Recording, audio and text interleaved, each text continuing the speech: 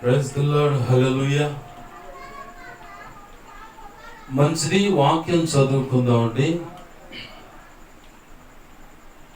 అపోస్తులైన పౌలు గారు ఫిలిప్పీ పట్టణంలో ఉన్నటువంటి ఫిలిప్పీలకు సంఘముగా కట్టబడినటువంటి ఫిలిప్పీలకు రాసిన పత్రిక 3వ అధ్యాయము 10-11 వచనాలు. ఫిలిప్పీలకు రాసిన పత్రిక 3వ అధ్యాయము 10-11 వచనాలు. ఏ విధము చేతనైనను మృతులలో నుండి నాకు పునరుద్ధానము కలగవలెనని ఆయన మరణ విషయములో సమానానుభవము గలవాడని ఆయన పునరుద్ధాన బలమును ఎరుగు నిమిత్తమును ఆయన శ్రమలలో పాలివాడు నగుట ఎటిదో ఎరుగు నిమిత్తమును సమస్తమును నష్టము పరుచుకొని వాటిని పెంటతో సమానముగా ఎంచుకొనుచున్నాను. ఆమేన్. ప్రార్థన చేసుకుందాం. ప్రేమగల మా కన్న తండ్రి యేసయ్య, నీకు వందనాలు, కృతజ్ఞతాస్తుతులు. జీవము కలిగిన మా తండ్రి, ఈ వాక్యము మీరు మాకు ఇచ్చినందుకు కృతజ్ఞతాస్తుతులు. ఈ లేఖనాన్ని విరవండి. ఈ లేఖనము చాటున మా కొరకై, మా అందరికి అవసరమైన నువ్వు దాచి ఉంచిన శ్రేష్టమైన వర్తమానము దేవా బయటకు తెచ్చి మీ దాసుడు నోట ఉంచండి. ఆ లేఖనము చాటున మీరు దాచి ఉంచిన నూతనమైన లోచన మర్మములు, ప్రత్యక్షతలు, గూఢమైన సంగతులు,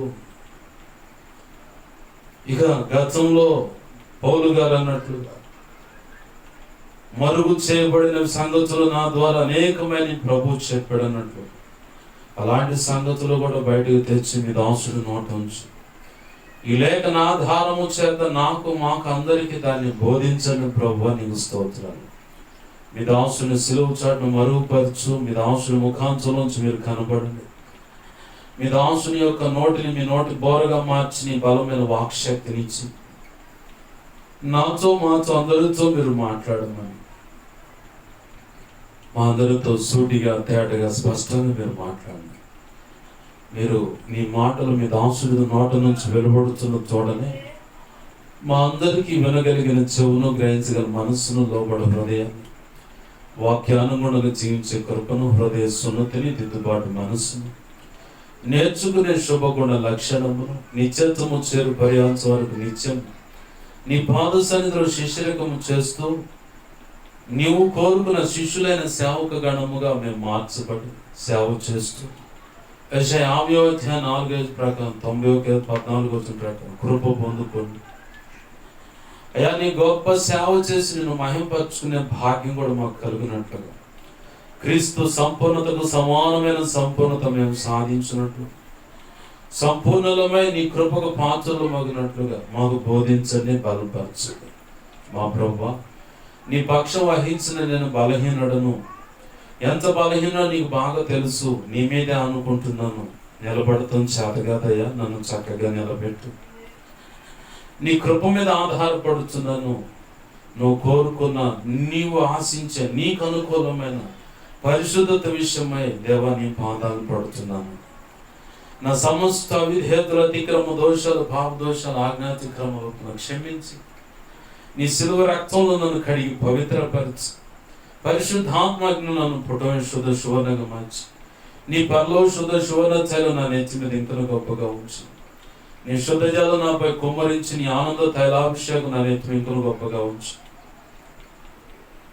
పరిశుద్ధాత్మను నన్ను పుటమైన శుద్ధ సువర్ణంగా మార్చి నీ పరలో శుద్ధ సువర్ణ తైలం నా నెత్తి మీద ఇంకను గొప్పగా ఉంచి నీ మహా పునరుద్ధాన శక్తితో కూడా నన్ను నింపు బలపరచు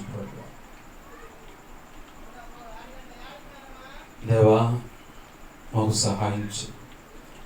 యెషయా 51:16 ప్రకారం నీ కృప నాకు దయచేయి. మత్తయి 10:21 ప్రకారం నీ నడిపింపు నాకు దయచేయి. అపోస్తలుల కార్యం 4:27, 28, 29, 37 వచ్చిన నీ కృప నాకు తెచ్చి అయ్యా. ఇర్మియా 1:9, 10, 18, 19 వచ్చిన నీ కృప నాకు తెచ్చి మా అందరికి బోధించు, బలపరచండి.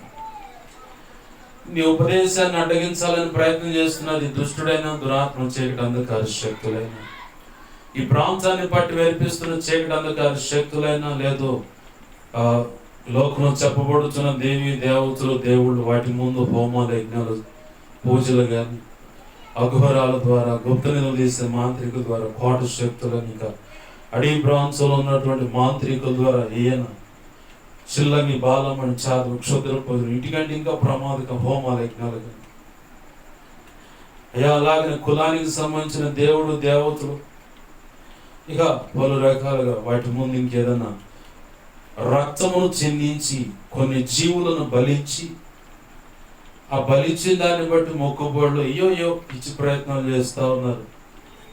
అవి ఏవైనా సరే వాటిని ప్రభావం అంతటిని వేస్తున్నాము. నీవు మాకిచ్చిన అధికారం చొప్పున, నాకు ఇచ్చిన అధికారం చొప్పున బంధిస్తున్నాను. మత్తయి 16:18, మత్తయి 18:18 ప్రకారం మహా పునరుద్ధాన శక్తితో వాటి నాటి ప్రభావాన్ని బంధిస్తున్నాను. దేవా,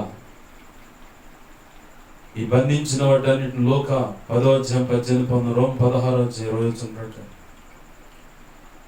అగాధ పాతాళం తొక్కిపట్టి 18వ కీర్తన 8వ భాగాన్ని బట్టి నీ నోటి నుంచి వస్తున్న అగ్నితో వాటి నాటి ప్రభావాన్ని కాల్చివేయండి, బూడిదిగా మార్చి. అలాగే యేసునామములో జరుగును గాక. ప్రభువా, నీ కార్యములు జరిగించండి. నా చుట్టూరు, మా చుట్టూరు, ఈ ప్రాంతంలోకి విస్తున్న ప్రతి ఒక్కరి చుట్టూరు, మేమున్న గృహాలు, కాలనీ, పట్టణం సమస్తం చుట్టూరు నీ శిలువ రక్తపు కంచెను, రక్షణ ప్రాకారం, అగ్ని ప్రాకారం చుట్టూ కంచెలు, నీ మహిమే కానీ జ్ఞాపకం చేయబడి సమస్తంపై ఆవరింపచ్చు. యెషయా 51:16 ప్రకారం నీ చేతిని దాచిపెట్టి.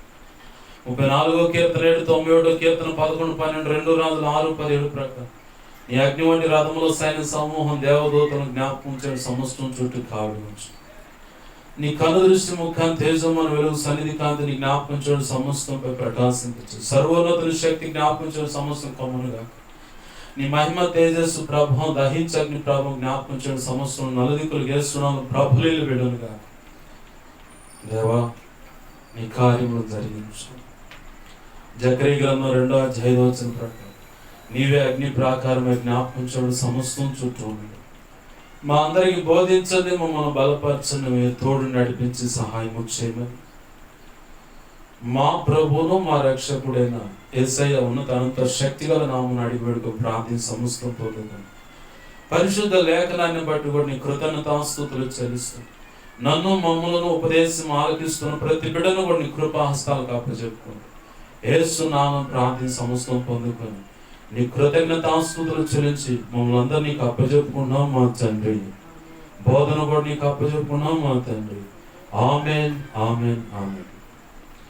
ప్రభునందు సమకూడిన, అలాగే శబ్దాంతరాల ద్వారా వింటున్నా, సెల్ ఫోన్ ద్వారా వింటున్నా, అలాగే ఈ వీడియో ద్వారా వింటున్నా, ఇక ముందు వినబోతున్నా ప్రతి ఒక్కరికి ప్రభు అయిన యేసుక్రీస్తు వారి పేరిట నా హృదయపూర్వకమైన వందనాలు. అందరికీ వందనాలు. మీ అందరికీ ప్రత్యేకంగా హ్యాపీ ఈస్టర్. హ్యాపీ ఎలా అవుతుంది అంటే, ఒకని మరణము ద్వారా మనకు విమోచన కలుగుతుంది. ఆ ఒక్కడు తిరిగి పునరుత్థానుడై అంటే మళ్ళీ బ్రతుకుట ద్వారా ఒకానొక రోజు ఆ రక్తాన్ని ఆశ్రయించిన మనం, ఆయన ఎలాగైతే సజీవుడై తిరిగి లేచాడు, అలాగనే క్రీస్తునందు మృతులైన వారు ధన్యులు అని రాయబడుతుంది సమాధుల మీద. ఎందుకు ధన్యులంటే, క్రీస్తు రక్తంలో కడగబడిన ప్రతి ఒక్కరు ఒకవేళ మరణం వారి జీవితంలో ప్రభువే అనుమతిస్తే, పరిశుద్ధులు కానీ దైవజనులు కానీ పలికే మాట ఏంటంటే, వారు నిద్రించారు, ప్రభునందు వారు నిద్రించారు అంటుంది లేఖనం. నిద్రపోయేవాడు ఎప్పుడో ఒక రోజు అట్ట తట్టితే లెగుస్తాడు. మరి చనిపోయాడు అంటారు. చనిపోయాడంటే ఆడికి పోయాడు అని అడిగితే ఎవరో కొండాటకమా, పిచ్చి పిచ్చిగా ఉందా ఒళ్ళు, పగిలిపోతే ఒళ్ళంతా పెట్లుగా అని చెప్పని వారికి ఉన్న వాగ్దాటిని బట్టి, బలాన్ని బట్టి ఇలా మాట్లాడే అవకాశం ఉంటుంది. లోకంలో బ్రతుకుతూ లోకానుసారంగా బ్రతికే వాళ్ళు లోక సంబంధమైన మత కుల సంబంధమైన ఆచారాల్లో మునిగి తేలుతూ ఇక అదే జీవితం, అదే కరెక్ట్ అనుకొని బ్రతికే వాళ్ళు ఒకవేళ చనిపోతే ఏమయ్యాడయ్యా మీ నాయన అంటే చనిపోయాడు అంటారు. ఏమైందయ్యా మీ అమ్మ అంటే చనిపోయింది అంటారు. యాడికి పోయిందంటే ప్రశ్నలు అన్నమాట. యాడికి పోయిందంటే ప్రశ్నలు. ఓ రాజుగారు ఒక డౌట్ వచ్చింది రాజుగారికి. అరే మంత్రి, మహామంత్రి, మన ఆస్థానంలో అంటే ఈ కోటలో ఎవరైనా బుద్ధిహీనుడు ఉన్నాడేమో వెతుకు అంటే, ఎందుకు రాజా నీకు ఆ కోరిక అంటే, ఏం లేదు, ఎవడైనా బుద్ధిహీనుడు ఉంటే ఈ రాజదండం వాడికి ఇద్దామని.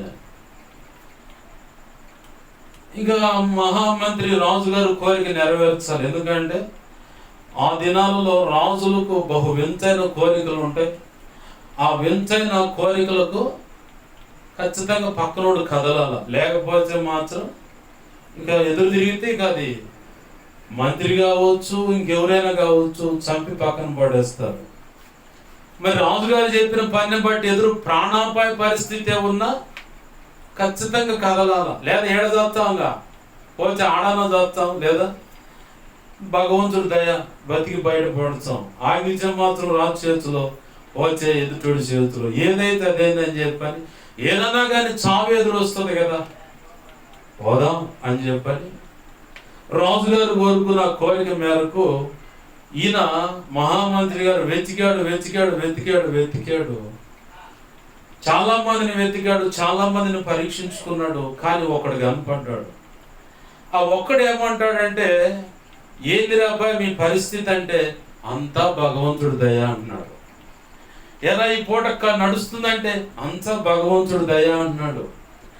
అదేందిరా నీకు కలిగింది ఈ కొంచెమే కదంటే, ఈ కొంచెమైన భగవంతుడి దయ అంటే యేసు ప్రభు వారి దయ అని ఆయన కృప అని చెబుతూ ఉన్నాడు. ఆహా, ఈ మంత్రి గారికి ఆ రాజు గారికి ఒకే ఆలోచన అన్నట్టుగా, నేను కావాలనుకున్న బుద్ధిహీనుడు దొరికాడు, రాజుగారి దగ్గర తీసుకుపోతే నాకు బహుమతి వచ్చుద్ది అనుకొని ఆడకు తీసుకుపోయి రాజుగారి దగ్గర అతన్ని హాజరుపరిచాడు. వాడిని నానా రకాల ప్రశ్నలు వేస్తే ప్రతిదానికి నా యేసయ్య దయ అంటున్నాడు, ప్రతిదానికి నా ప్రభు కృప, అందువల్ల ఇలా ఉన్నా అంటున్నాడు. రాజుగారికి కూడా అర్థమైపోయింది, నేను ఎదుగుతున్న బుద్ధిహీనుడు వీడేనేమో అని.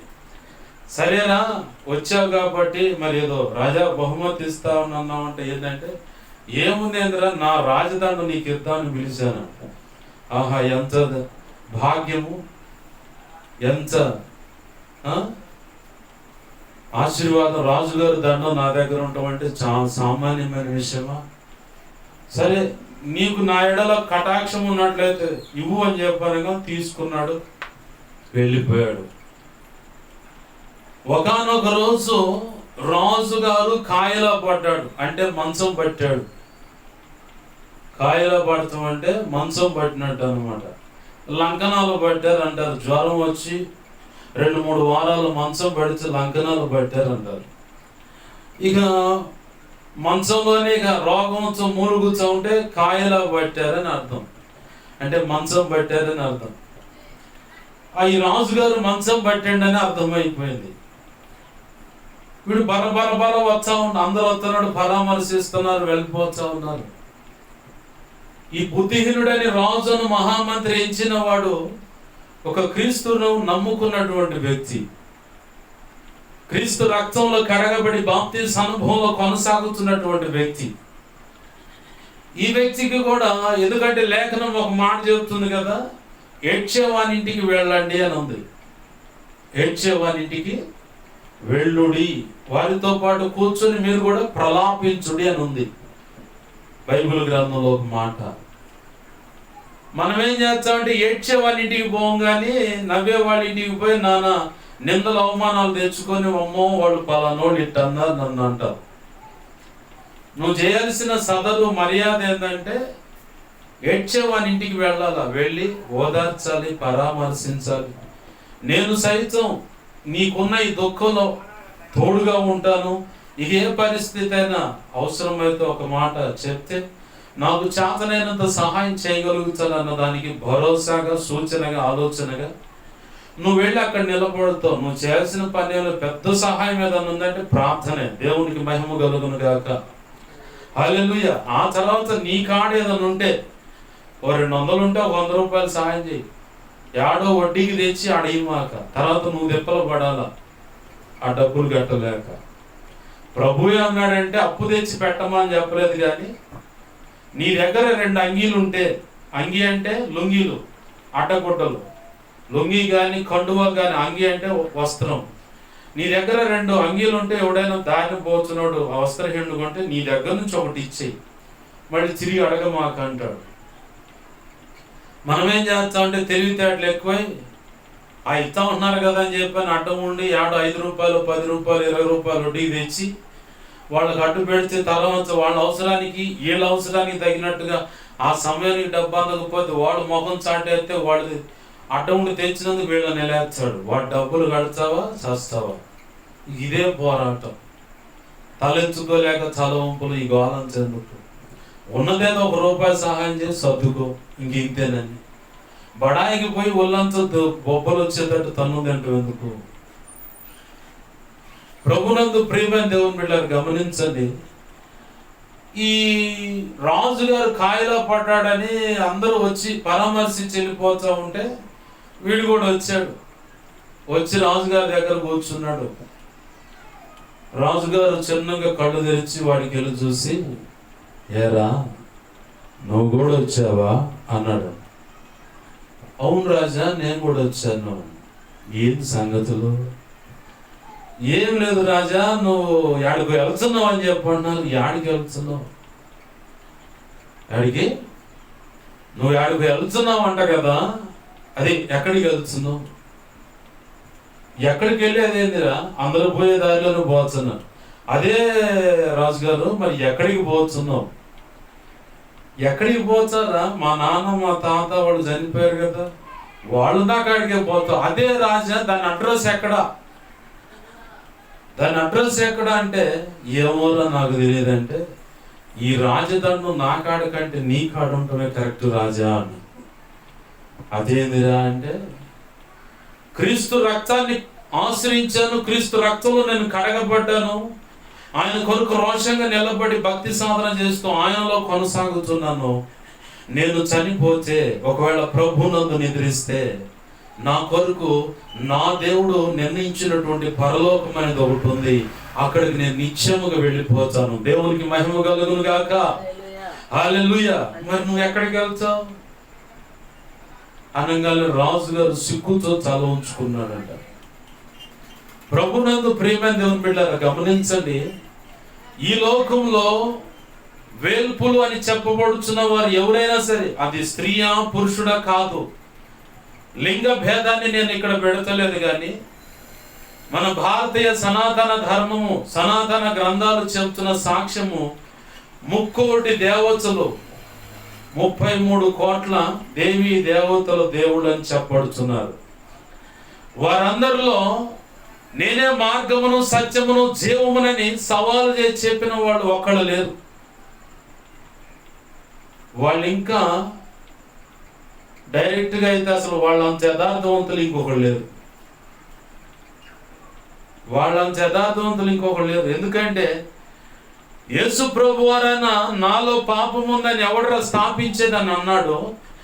యోహాను సువార్త 14:6లో నేనే మార్గమును, సత్యమును, జీవమును, నా ద్వారా తప్ప తండ్రితో ఎవడు సమాధాన పడటానికి వీలు లేదు, నేనే అన్నాడు.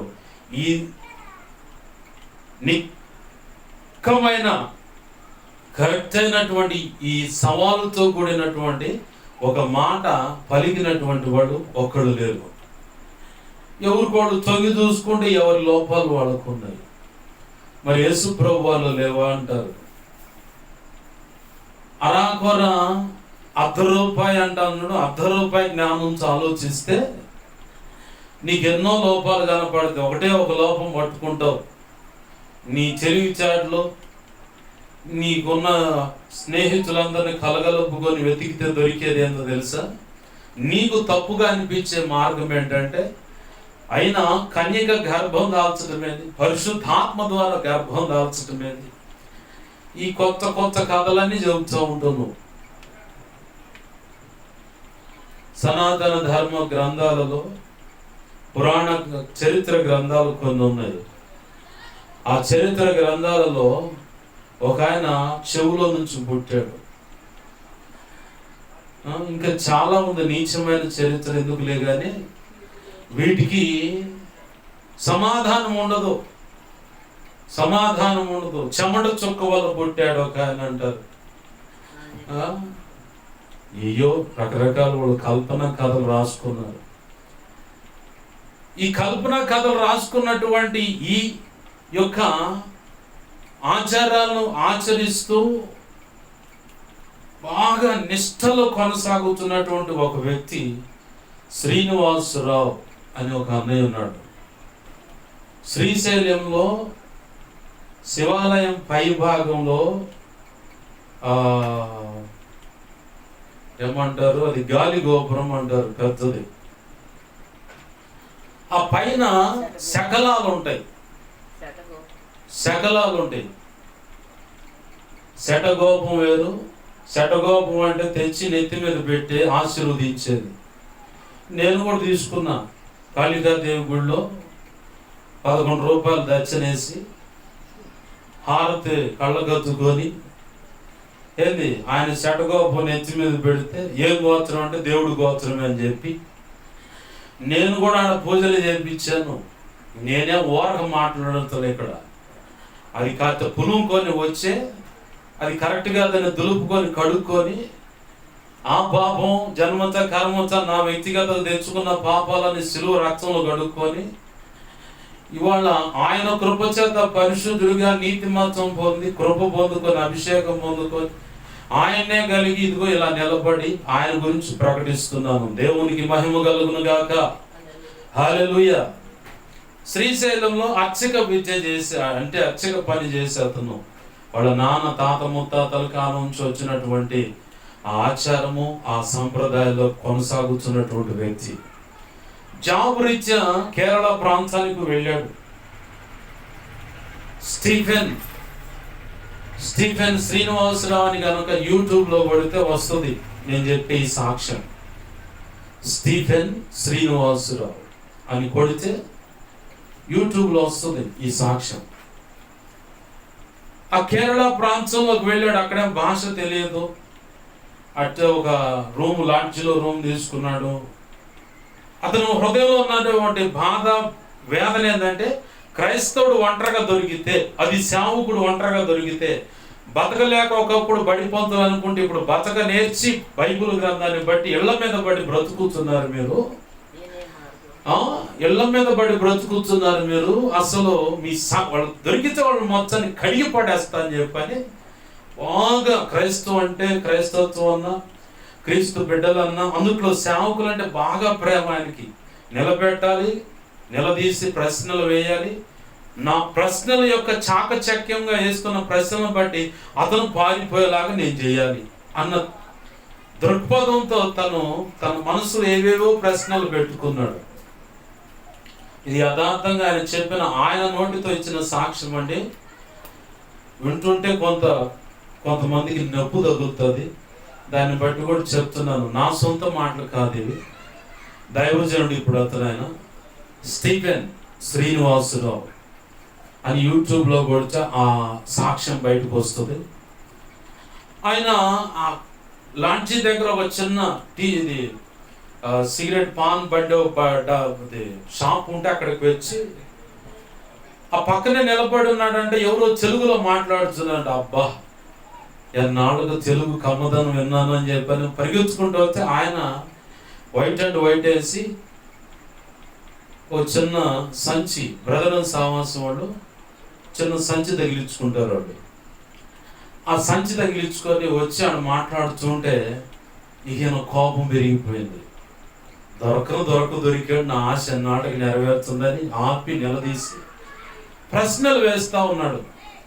ప్రశ్నలు వేస్తూ ఉంటే దాంట్లో కొన్ని ప్రశ్నలు ఉన్నాయి.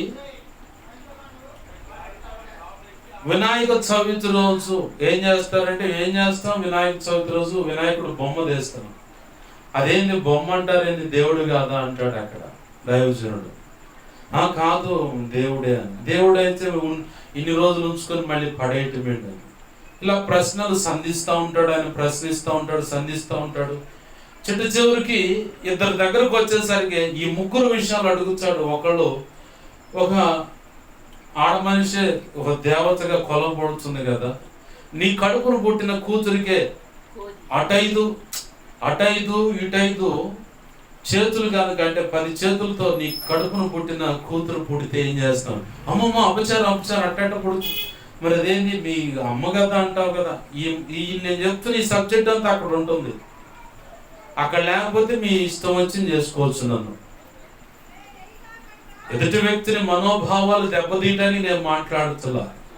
ఒక శ్రీశైలంలో ఉన్నటువంటి ఒక పురోహితుని కుటుంబం నుంచి ఒక వ్యక్తి బయటకు వచ్చి రక్షణ పొందే ముందుగా తను దైవజనుడు మాట్లాడినటువంటి మాటలు ఆ సాక్ష్యంలో ఉంటాయి. మీకు ఎక్కడ దొరకపోతే చెప్పండి, నా దగ్గర ఉంది, అది నేను వినిపిస్తా దాన్ని. ఆ తర్వాత ఆంజనేయుడు గారి గురించి మాట్లాడుతూ అలాగనే రూపురేఖలు కలిగి నీ కొడుకు పుడితే ఏం చేస్తావంటే, అమ్మమ్మ అపచారం అట్టట. మరి అదేంది నాయన, ఇవన్నీ కల్పితాలు. అప్పుడు దైవజనుడు ఇవన్నీ ప్రశ్నలు అయిపోయిన తర్వాత అతను ప్రశ్నలన్నీ నీరు గారిపోతున్నప్పుడు ఇక తనకు అర్థమైపోయింది ఓడిపోయానని. అప్పుడు ప్రభు చెప్తున్నాడు, నిజమైన దేవుడు యేసు ప్రభు వారేనయ్యా. ఆయన నీ పోలికగా, నా పోలికగా, ఆయన పోలికగా మనం నిర్మించబడ్డాం. కాకపోతే ఆయన ఏదైనా చేయగలడన్న దానికి సాదృశ్యంగా ఒక్కొక్కడు ఒక్కొక్క రకమైన ముఖ కవళికలతో, దేహాకృతులతో, కొంతమంది పోలియోగా ఉంటారు, కొంతమంది అంగహీనులుగా అంటే కళ్ళు లేకుండా, ఇలా రకరకాలుగా కూడా నేను చేయగలనని చెప్పని ఆయన పోలికగా ప్రతి ఒక్క వ్యక్తిని ఇలా చేసుకున్నాడయ్యా. ఆయనే నిజమైన దేవుడు. నా మాటిని, నీ మొండితనాన్ని విడిచిపెట్టి ఆయన పాదాలు పట్టుకొని, నా ప్రభువా నేను పాపిని, నన్ను క్షమించని చెప్పి ఆయన పాదాలు పట్టుకొని అడుగు. ఖచ్చితంగా ఆయన కృపను పొందుకుంటావు, రక్షించబడుతావు.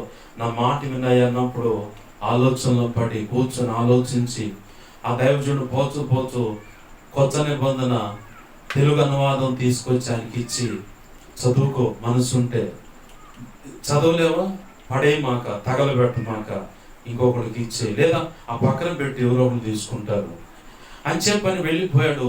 ఇతను ఆలోచనలో పడిపోయి కూర్చొని చిన్నగా పరిశుద్ధ గ్రంథం చదువుతూ ఉంటే అది తను చదువుతుంది. ఇతనిలో ఉన్న పాపాన్ని ఎత్తి చూపిస్తూ ఉంది. అయ్యో ఏంటిది అంత విచిత్రంగా ఉంది, నేను నమ్మిందంతా వ్యర్థము, అదంతా ఉట్టిదే అనిపిస్తుంది అని చెప్పని ఆ పరిశుద్ధ గ్రంథం చదివిన తర్వాత అతని యొక్క మనోనేత్రాలు వెలిగించబడి ప్రభు కృపచేత రక్షించబడి ఇవాళ స్టీఫెన్ శ్రీనివాసరావు అని పేరుతో ప్రభు కృపచేత సేవలో కొనసాగుతూ ఉన్నాడు. దేవునికి మహిమ కలుగును గాక. హల్లెలూయా. ఎందుకు ఇదంతా చెబుతుందంటే, క్రీస్తు రక్తాన్ని ఆశ్రయిస్తున్న వాళ్ళు వేద పండితులు ఉన్నారు. ఉపనయనం అంటారు. వేద విద్య నేర్చుకునే ఒక సద్బ్రాహ్మణ బిడ్డ, కడుపును పుట్టిన బిడ్డను ఆ విద్య నేర్పడానికి ఉపనయనం అంటారు. బ్రాహ్మణ అంటే సంస్కృత భాషలో. ఆ ఉపనయనం అనేది పరిశుద్ధ గ్రంథంలో చెప్పబడిన సున్నత్ అనే క్రమం. సహోదరులు ముస్లిం జనాంగం కూడా, అరబ్బికులు కూడా అదే ఆచారం. ఎందుకంటే ఇస్మాయిల్ సంతానం వాళ్ళు. అరబ్ దేశాలు 12 మంది రాజులు వస్తారని ప్రభు చెప్పాడు ఇస్మాయిల్ సంతానం ద్వారా.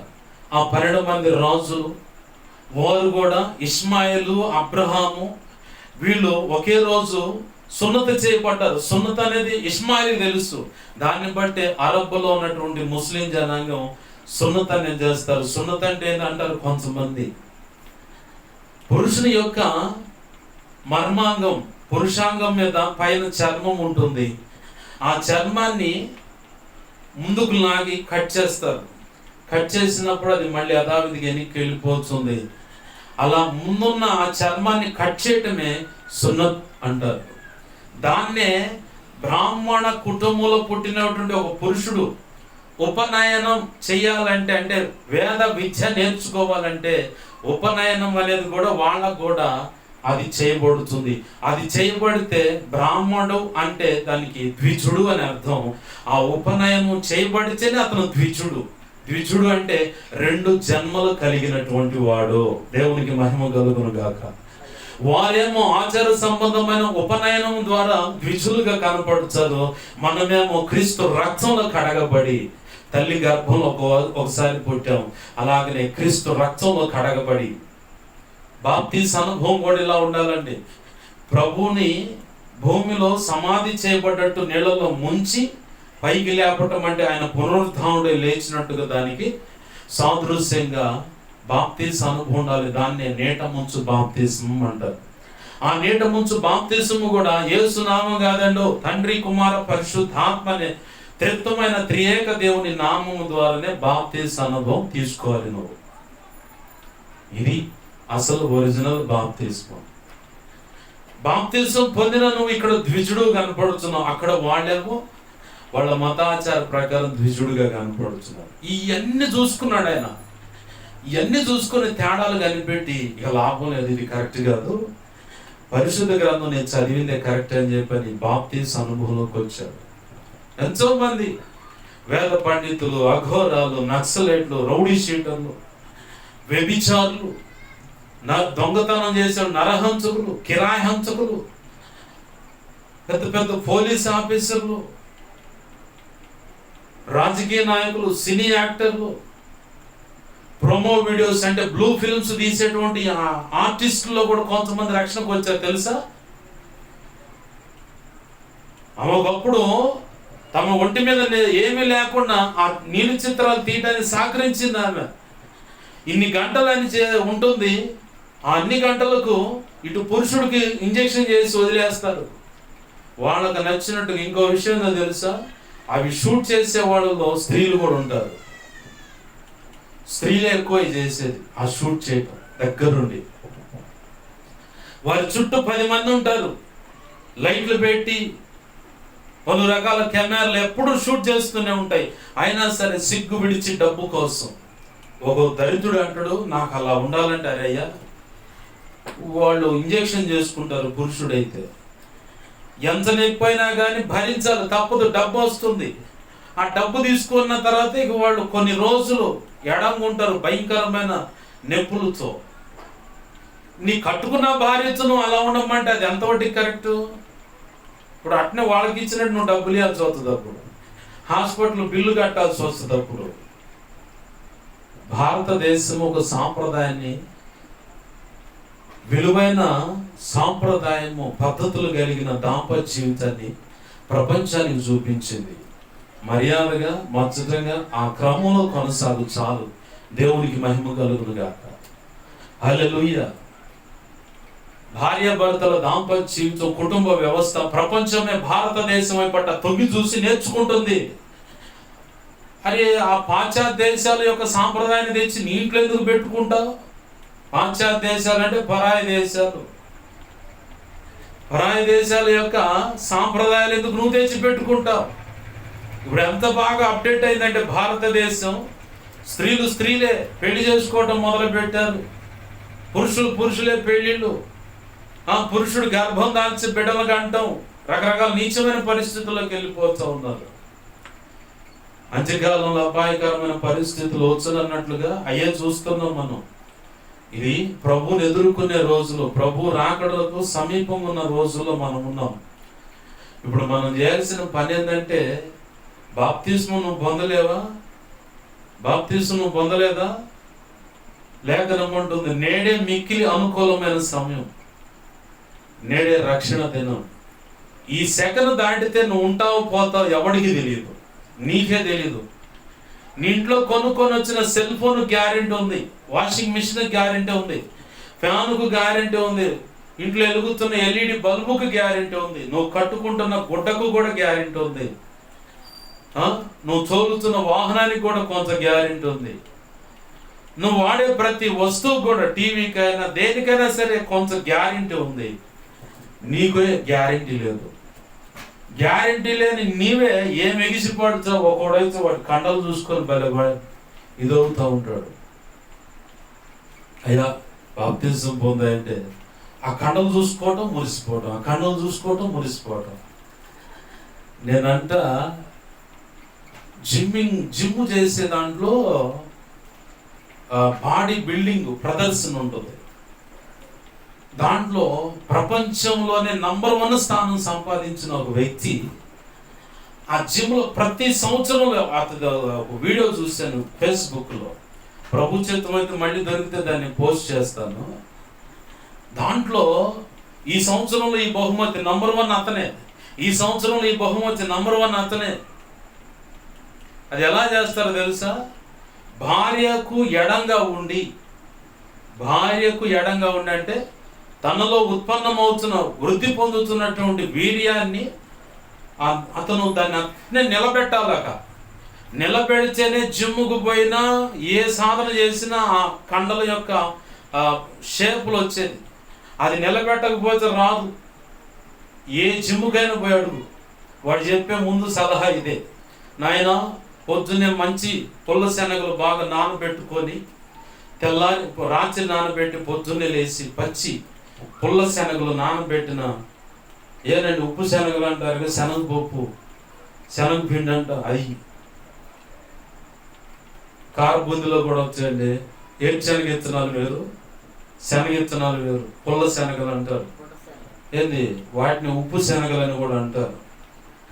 వాటిని పచ్చి నానబెట్టుకోవాలి, రాత్రి నానబెట్టుకొని తెల్లారి ఒక గిద్ద సుమారు నానబెట్టుకొని తినాల. వాటితో పాటు ఒక పచ్చిగుడ్డు పగలు కొట్టుకొని నోట్లో తాగాల, ఒక గ్లాసు పాలు తాగాల. ఇది క్రమం. నీకెడ తెలుసు అంటే మా నాయన పందెం బండ్లు ఎత్తేవాడు. మా నాన్న నాయన అంటే అర్థమవుకోవచ్చు. మా డాడీ పందెం బండ్లు ఎత్తాడు. 125 కేజీల గుండు బండ. ఆ బండ ఎత్తేటప్పుడు కూడా ఇదే నియమం ఉంటుంది, దానికి ఎడ ఉండాలి అబ్బాయి బండ ఎత్తాలంటే. అలాగా ఇంత టైం అని ఉంటుంది, ఆ టయానికి ఇన్నిసార్లు అని తిరగేయాలి దాన్ని. అలాగా మా నాన్న, మా ఊరు ఆ ప్రాంతంలో మా నాన్న టాప్ అనమాట. నాకు తెలిసి నా పక్కన నా స్నేహితులు కూడా నన్ను రెచ్చగొట్టేవాడు. పండిత పుత్ర పరమసుంట అంటారు, నువ్వేంద్ర ఖాళీగా ఉంటావు, మీ నాయన 125 కిలోల బండ ఎత్తితే నువ్వే ఒక బండ కూడా లేపవా, ఇది చూడు 75 కిలోల బండ ఉంది, దాన్ని తిరగేలా నా స్నేహితులు చుట్టూ ఉన్నవాళ్ళు ఎగతాళి చేసేవాళ్ళు, రోషం రేపడానికి. వద్దులే అనుకోండి, ఎందుకంటే అది నా జీన్స్లో ఉంది, నా రక్తంలో ఉన్నది ఆ గుణం. అది ఎంతలో పండైనా తిప్పి అవతలేయటం అనేది నా రక్తంలో ఉన్న గుణం. నేను జిమ్ములకు పోవాల్సిన పని లేదు. నా ఒళ్ళు తగ్గటానికి అని చెప్పని చాలా మంది సలహా ఇస్తే, కేరళ కర్ణాటక తమ్మిస్ సత్తనపల్లి ఊరు బయట ఎన్నాదేవి అనే ప్రాంతంలో ఉంటారు. మా నాన్నకు స్నేహితులు వాళ్ళు, నూలు మిల్లో వాళ్ళు కూడా వర్క్ చేసి ఇక అలాగనే ఆగిపోయారు, ఇక అక్కడే ఉండిపోయారు. వాళ్ళల్లో 3 అన్నదమ్ములు ఉంటారు. పెద్ద ఆయన కొంచెం సన్నగుంటాడు, మిగతా 2 మాత్రం గట్టిగా 100 మందిని ఒక్క దెబ్బతో గుద్దితే జరుగుతారన్నట్టుగా ఉంటాడు. ఆ అన్నని అడిగా, అన్న ఇట్లా జిమ్ అంటున్నారంటే, నీకెందుకు తమ్ముడు, షోల్డర్ ఉంది కరెక్ట్గా, ఈ ఛాతి భాగం ఒక జిమ్ చేసిన వాడికి ఎలా అయితే ఉండాలో అసలు చేయకుండానే నీకు ఉంది. అసలు జిమ్ పోయే దేనికంటే ఈ ఛాతి భాగం పైకి కనపడటానికి. ఇక నువ్వు జిమ్ చేస్తే ఇంకా వికారంగా తయారవుతూ వద్దు నాన్న. ఇంక అంతే, వాళ్ళే పిచ్చికి చేస్తారు జిమ్. దాన్ని ఆపేశారు. ఇక అది మానుకున్నాను. నా స్నేహితులు రెచ్చగొడుతున్నారు. ఒకరోజు ఊళ్ళో తిరణాలు వచ్చింది, అంకమ్మ తిరణాలని. ఈ ఆడ వెనకాల బండ తిరగేస్తా ఉన్నారు కుర్రోళ్ళంతా. నా స్నేహితుడు అని ఉన్నా అని చెప్పాను గతంలో. మా నాన్నకు వాళ్ళ నాన్న స్నేహితుడు, వాడు నాకు స్నేహితుడు అన్నమాట. బావా బావా అనుకుంటూ వచ్చిండు. అరే నువ్వెందుకు వచ్చి ఇంటికి పోను. బాడీ బాగా పెక్కలని కండలు పెరగడానికి మందులు వాడేవాడు. అవి చూసుకొని ఎగురుతుంటే వద్దురా బావా నువ్వు ఇంటికి వెళ్ళాను. వినకుండా 2 కాళ్ళు ఎడం చేసి ఒక 4-5 సార్లు బండ తిరగేసింది. అంతే. తెల్లారి వాడికి గట్టారు ఏడు లాగి. అర్థమైన వాడికి అర్థమైతే, అర్థం కాకపోతే అడగొద్దు. వాటితో పాటు నేనుండి కూడా నాకు తెలుసు కదా ఎలా ఎత్తాలో పద్ధతులన్నీ తెలుసు కాబట్టి చెప్పా కదా నెత్తుల్లోనే ఉందని. 75 కిలోల బండ 5 నిమిషాలు వరకు సరదాగా ఓ పావు గంటలో 38 సార్లు ఏమి వేశారు. అందరు నివురు పెట్టనే చూసి మెలకుండేటోడు సైలెంట్ అయ్యాడు. జీన్స్లో ఉన్నది అది. ఒకడు కండలు చూసుకొని ఆడ జిమ్ము పోయి తెచ్చుకుంటే ఏం ఉపయోగం? ఇప్పుడు ఆయన నంబర్ 1 స్థానం అని చెప్పని సంపాదించిన ఆయన నరాల వీక్నెస్ వచ్చి 2 పట్టుకొని రావాల్సి వస్తుంది అతన్ని. అలాగనే ఇక్కడ నషాపేట టౌన్లో కూడా ఒక అన్నయ్య ఉన్నాడు, బోండాలు కొడుతూ ఉంటాడు, వలి అని. ఒకప్పుడు జిమ్ చేసి ఇక ఏం లేదు, ఛాతి 2 భాగాలంట కదిలిస్తూ ఉంటాడు. నేను చూసే టాటా ఏసీ డ్రైవర్గా ఉన్నప్పుడు మొన్న ఈ మధ్య చూశాను. ఏందన్నా ఇలాగున్నావన్నా? ఏముందబ్బాయ్, ఒకప్పుడు జిమ్ అంటే అన్ని మానుకుని దాంట్లోనే ఉంటేనే ఆ కండలు ఆ బిగుత్సం. ఇప్పుడంతా నరాల వీక్నెస్ వచ్చింది. కైని గుట్కా ముందుకు బానిస అయిపోయాను. పొరపాటును కూడా ఎవరు జిమ్ చేయమాకండి అన్నావు. ఎందుకు ఈ మాట చెబుతున్నంటే, ఒక్కొక్కడిని బాప్తిజం పొందమంటే వాడి కండలు వాడి వ్యవహారం. ఒకళ్ళైతే ఆడపిల్లలకు వాళ్ళ ఒంటి మీద ఉన్న యవ్వనాన్ని బట్టి అందాన్ని బట్టి ఏమి ఎగిసిపడుతుంటారో. ఈ అందం ఎంత మోసకరం. ఒకరోజు ఖచ్చితంగా తేడా పడ్డామంటే నిత్య నరకంలో కాల్తా ఉంటుంది అందం అంతా పోయి. సామెతల గ్రంథం చెబుతుంది చివరి అధ్యాయం చివరి వచనంలో, అందము మోసకరము, అందము మోసకరము. ప్రపంచ ప్రఖ్యాతిగాంచినటువంటి ఒక సింగర్, టాప్ సింగర్, ఆమె దగ్గర ఒక దైవజనుడు వెళ్ళాడు బాప్తిసం పొందమ్మా అని చెప్పిన స్వార్థ అవడానికి. ఆమె అప్పుడప్పుడు అడపదడప చర్చికి వెళుతుంది, సేవకుడు అంటే మర్యాద ఇస్తుంది. సేవకుడు వచ్చాడంటే రమ్మనంటే మంచిదే కదా అని చెప్పని ఆహ్వానించింది. కూర్చోబెట్టి, అయ్యా ఇప్పుడే ఉండండి వస్తాను కాఫీ తెస్తా అని చెప్పని పోయింది. కాఫీ తీసుకొని వచ్చింది, ఆడబెట్టింది. అయ్యగారు తీసుకోండి అని ఇచ్చింది. అమ్మా యేసు ప్రభు నమ్ముకో, యవ్వన కాలంలోనే ఉన్నావు, నా మాటిని నమ్ముకో తల్లి అని చెప్పంటే, పాస్టర్ గారు నేను ఇంకా సమయం ఉంది, నేను ఇంకా సంపాదించవలసి ఉంది, నేను ఎంజాయ్ చేయాల్సింది ఇంకా ఉందని చెప్పి అనగానే పాస్టర్ గారు ఉండి ఆమె మాటలన్నీ విని ఆమె తెచ్చిన కప్పు కాఫీ కొంచెం తాగి, అమ్మా ఇదిగో ఈ తాగవా అన్న. ఏం పాస్టర్ ఒళ్ళు ఎలా ఉంది? పిచ్చి పిచ్చిగా ఉందండి. నీ ఎంగిల్ నన్ను తాగమంటావేంది? పెద్ద మనిషివి కదా, మర్యాదస్తుడుగా ఉన్నావు కదా, సేవకుడు కదా, క్రీస్తు ప్రేమ కలిగిన వాడివి కదా, నీ మర్యాద ఇస్తే నీ ఎంగిల్ నన్ను తాగమంటావేంది అని చెప్పని ఇక కోపడుతూ మొదలు పెట్టగానే అవును కోపడి నుంచి అంత అయిపోయిన తర్వాత సున్నితంగా దైవజనుడు అంటున్నాడు, అమ్మా నేను ఊరకలా ఎంగిల్ చేసింది తాగు అని నీకు ఇస్తేనే అంత కోపడ్డావే. నీకు నచ్చినంత కాలం అంతా నీ యవనాన్ని మొత్తాన్ని నీ సొంత ఇచ్చలకో ఇంటి ఖర్చులకో ఆయా పనులకు అని చెప్పని నీ యవన కాలం అంతా వ్యర్థపరిచి వృద్ధాప్యమందు ఎవడెవడో ఎంగిలి చేస్తాడు. అంత అయిపోయిన తర్వాత వచ్చి, ప్రభువా ఇదిగో దేవా నా జీవితం ఆపాదమస్తకం నీకంకితం అంటే అర్థం తెలుసా? ఆపాదమస్తకం అంటే సిరు ఎంట్రకాడ నుంచి సిరి పాదం కింద పాదం వరకు మొత్తం నీకే సమర్పిస్తున్నాను. ఇదిగో దేవా నా జీవితం అని నువ్వు పాట పాడినా ఈ మాట నాకు చెప్పిన వ్యర్థం తల్లి. యవన కాలం ఉందే నరుడు కాడి మోయుట మేలు. విలాప వాక్యం 3:27-28 వచనాల్లో. అది యెహోవా వలన స్థిరపరచబడింది. యెహోవా వలనే అది స్థిరపరచబడింది, ఇంకొకళ్ళు ఎవరో లేరు. నీ యవ్వన కాలమందు నువ్వు ప్రభు కొరకు ప్రతిష్ఠించుకుంటే ప్రభు చేతిలో బలమైన అంబుల పొదిలో దాచబడిన బలమైన పొదులు చేయబడినట్టు బాణంగా ఉంటావు నువ్వు. ఆయన ఎక్కడికి కావాలంటే అక్కడ తీసుకొని పోతాడు, గొప్పగా సేవ చేయించుకుంటాడు. మనకేమో ఆ ఎడ్యుకేషన్ అని, ఆ ఉద్యోగం అని, నాకు ఆ కళలు ఉన్నాయి, నా ప్రపంచం వేరు, అది ఇదని చెప్పని సోది కథలని ఆయనకి చెప్తావు. నేను ఇందాక వింటున్నాను, బాప్తిస్మం ఆ ప్రారంభ ప్రార్థన చేసేటప్పుడు, ప్రభువా అనేక మంది రక్షణ బాప్తిస్మం పొందాలని చెప్పి అంటుంటే ఒక పేరు నేను పడుతుంది.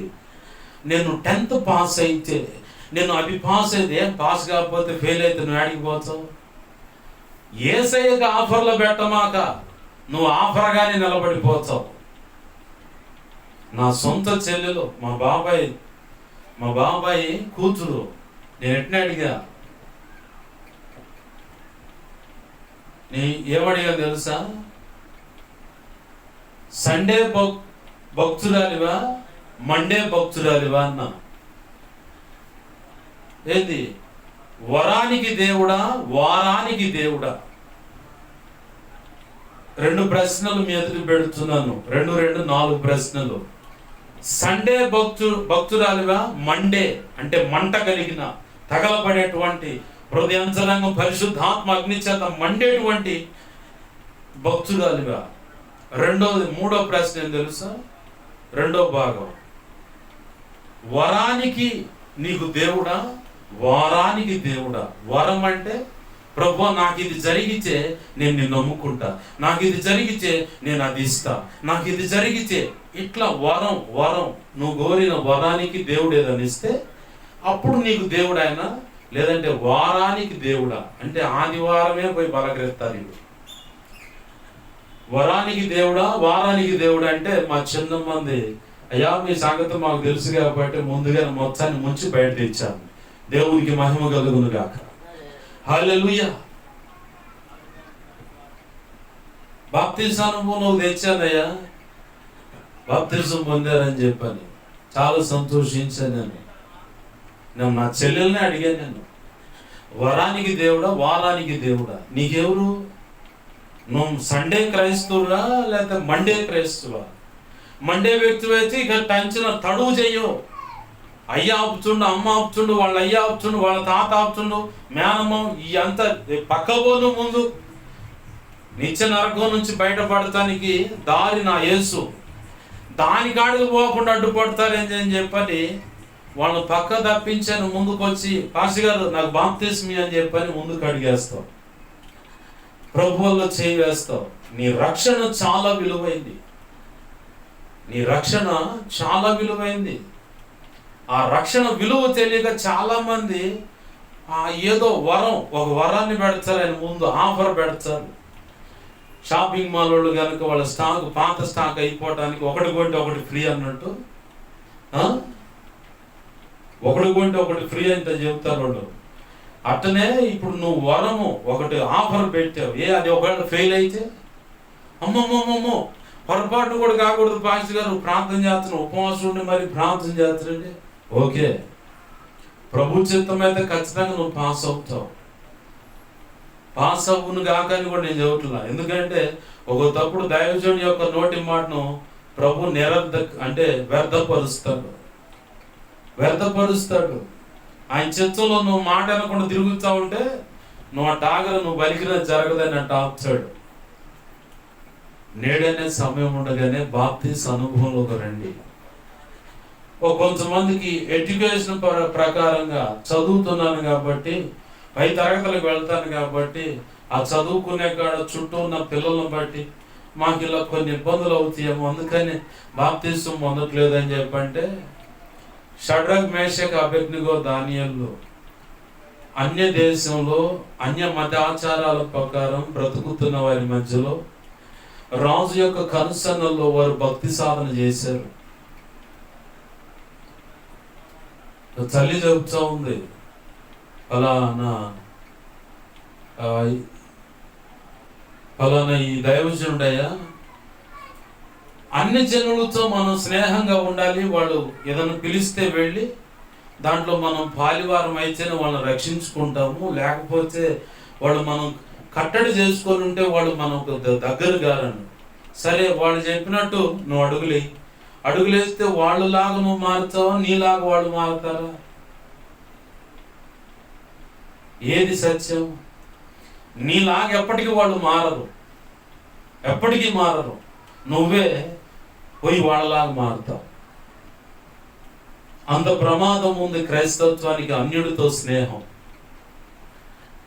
ఇజ్రాయేల్ ప్రజలు కనాను దేశ యాత్రలో కొనసాగుతున్నప్పుడు ఐగుప్తులో కొంతమంది, అయ్యా మీ దేవుడు, మీ మతాచారాలు, మీ పద్ధతులు మాకు నచ్చాయి, మేము కూడా మీతో పాటు కలిసి వస్తామని చెప్పని వాళ్ళతో పాటు బానిసలుగాను లేదంటే పనివాళ్ళగాను చేర్చుకోవడానికి, ఆ ఇజ్రాయేల్ యొక్క మత కట్టడలను ఆచరించడానికి ఇష్టమైన వాళ్ళకి ఏం చెప్పాడో తెలుసా దేవుడు?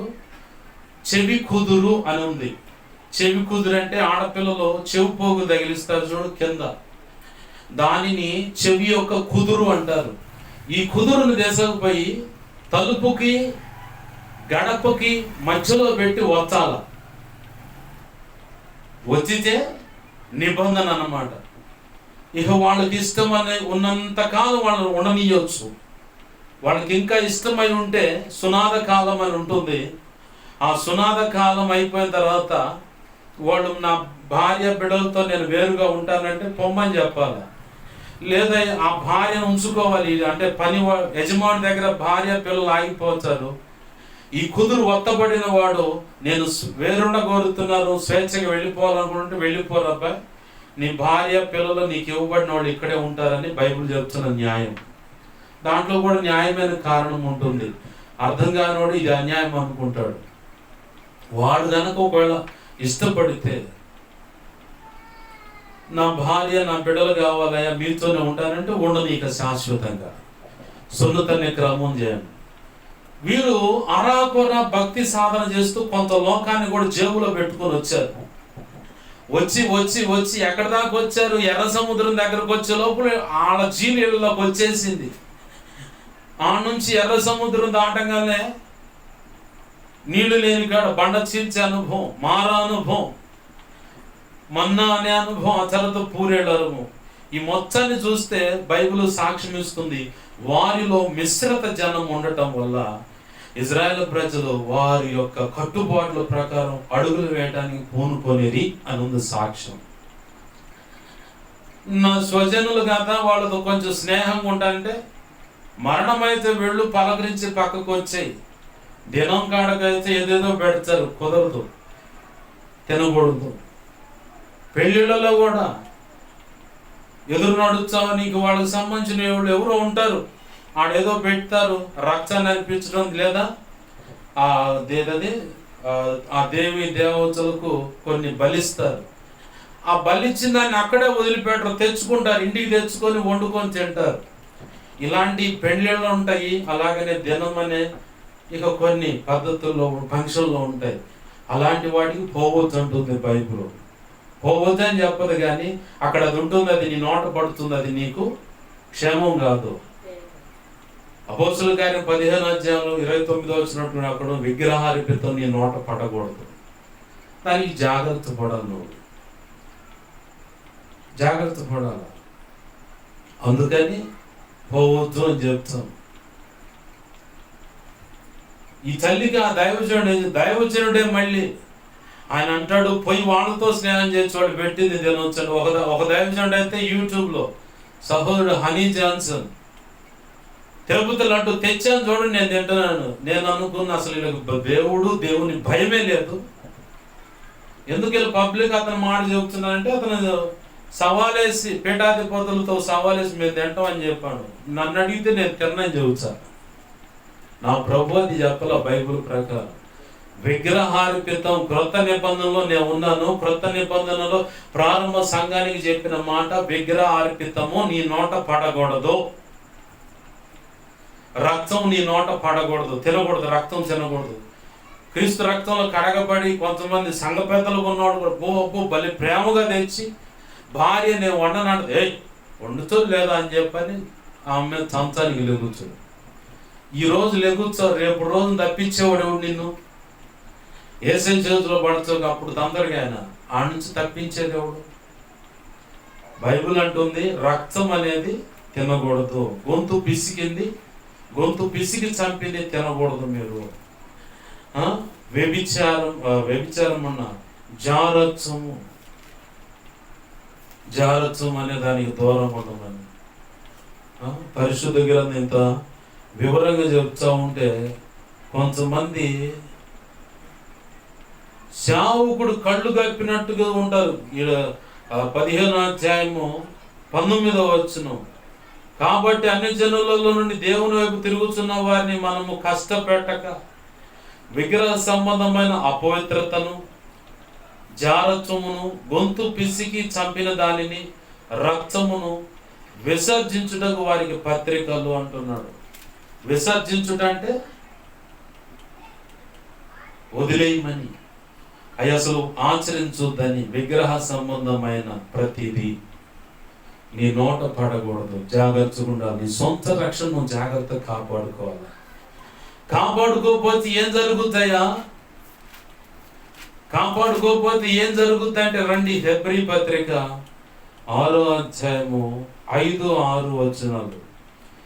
దేవుని దివ్య వాక్యమును రాబోవు యుగ సంబంధమైన శక్తుల ప్రభావమును అనుభవించిన తరువాత తప్పిపోయిన వారు తమ విషయములో దేవుని కుమారుని మరలా సిలువ వేయుచు బాహాటముగా ఆయనను అవమానపరుచుతున్నారు గనుక మారు మనసు పొందినట్లు అట్టి వారిని మరలా నూతన పరుచుట అసాధ్యం.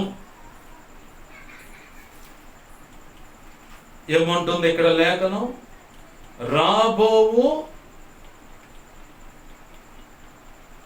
రాబోవు యుగ సంబంధమైన శక్తుల ప్రభావం అనుభవించిన, రుచి చూసినంటుంది పుట్టినోట్లో మాట.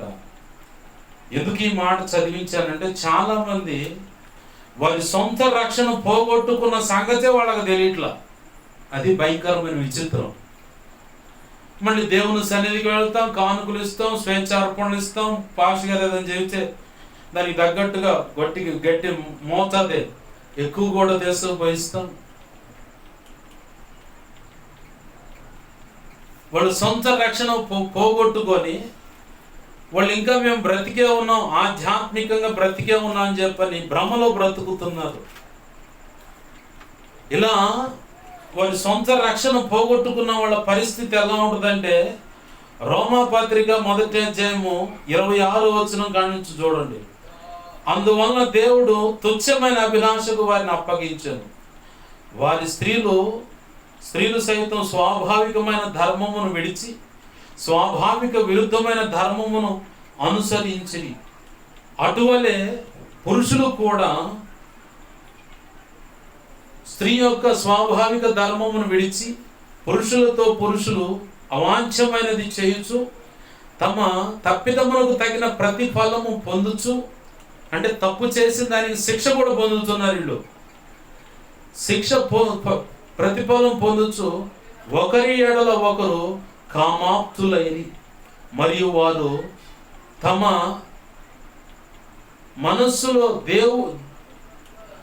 మనస్సులో దేవునికి చోటు ఇయ్యనొల్లకపోయిరి గనుక చెయ్యరాని కార్యములు చేయుటకు దేవుడు భ్రష్ట మనస్సుకు వారిని అప్పగించను. అట్టి వారు సమస్తమైన దుర్నీతి చేతను, దుష్టత్వము చేతను, లోభము చేతను, ఈర్ష్య చేతను నిండుకొని మత్సరము, నరహత్య, కలహము, కపటము, వైరమును వాటితో నిండిన వారే కొండెగ్రాండును, అపవాదకులను, దేవద్వేషులను, హింసకులను, అనురాగ అహంకారులను, వెంకములాడును వారును, చెడ్డ వాటిని కల్పించువారును, తల్లిదండ్రులకు అవిధేయులను, అవివేకులను, మాట తప్పువారును, అనురాగ రహితులను, నిరర్ధులైరి. అట్టి కార్యములు ఏమంటున్నాడు ఇక్కడ? ఇటు కార్యములను అభ్యసించు అభ్యసించు వారు మరణమునకు తగిన వారు అను దేవుని న్యాయ విధిని వారు బాగుగా ఎరిగి ఉండి వాటిని చేయుచున్నారు. ఇది మాత్రమే గాక వాటిని అభ్యసించు వారితో సంతోషముగా సమ్మతించుచున్నారు. దేవుని న్యాయ విధి అనేది మరణం. అంటే ప్రకటన గ్రంథం 21:8 ఉంటుంది, ఇది రెండవ మరణం అని. ఆ నరకం అనే మరణం గురించి తెలుసు వీళ్ళకి. తెలిసి కూడా ఎవరు వీళ్ళు? బాప్తిస్మం పొందిన వాళ్ళంటే కొత్తోళ్ళు కాదు. మరి నువ్వు రోమపత్రికలో చదివింది పైన చూస్తే ఇంకొక రకంగా ఉందిగా అంటారు కొంతమంది. ఇవన్నీ చేస్తుంది ఎవరు? రోమా ప్రాంతంలో ఉన్నటువంటి క్రీస్తు రక్తాన్ని ఆశ్రయించినటువంటి క్రైస్తవులకు భక్తుడైన పౌలుగా రాస్తా ఉన్నాడు. ఇలాంటి కార్యాలు చేస్తూ ఉన్నారు. అవునయ్యా, బాగానే ఉంది పాస్ గారు, నువ్వు తెలుసుకున్న మూలవాక్యం ఏంది, నువ్వు చెబుతుంది ఏంటంటే కొంతమందికి ఇప్పటికీ అర్థమైంది ఆయన కరెక్ట్గా త్రోవలోనే వెళుతున్నాడు అని. నేను చదివిన మూలవాక్యం మరొకసారి జ్ఞాపకం చేసుకుందాం.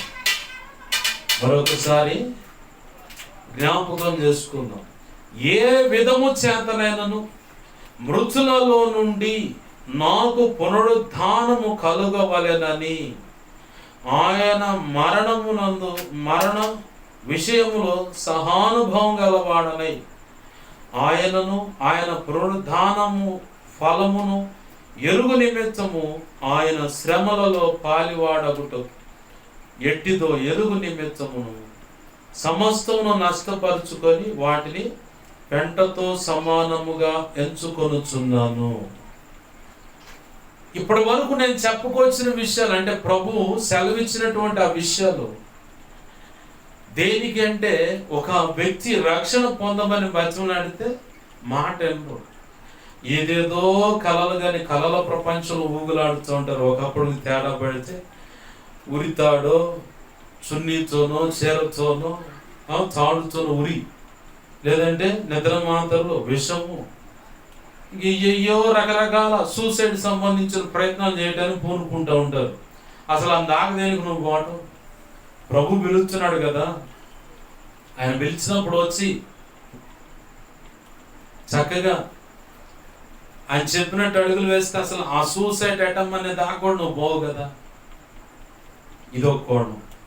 రెండవది, బాప్తిస్ అనుభవంలోకి వచ్చి కూడా చాలా మంది వారి సొంత రక్షణ మేము కాపాడుకుంటున్నాం, కరెక్ట్గానే ఉన్నాము అనుకుంటున్నారు. నీవు గనక సొంత రక్షణ నువ్వు కాపాడుకుంటున్నట్లయితే నీలో ఉండే జీవ సంబంధమైన లక్షణాలు చెప్తా విను.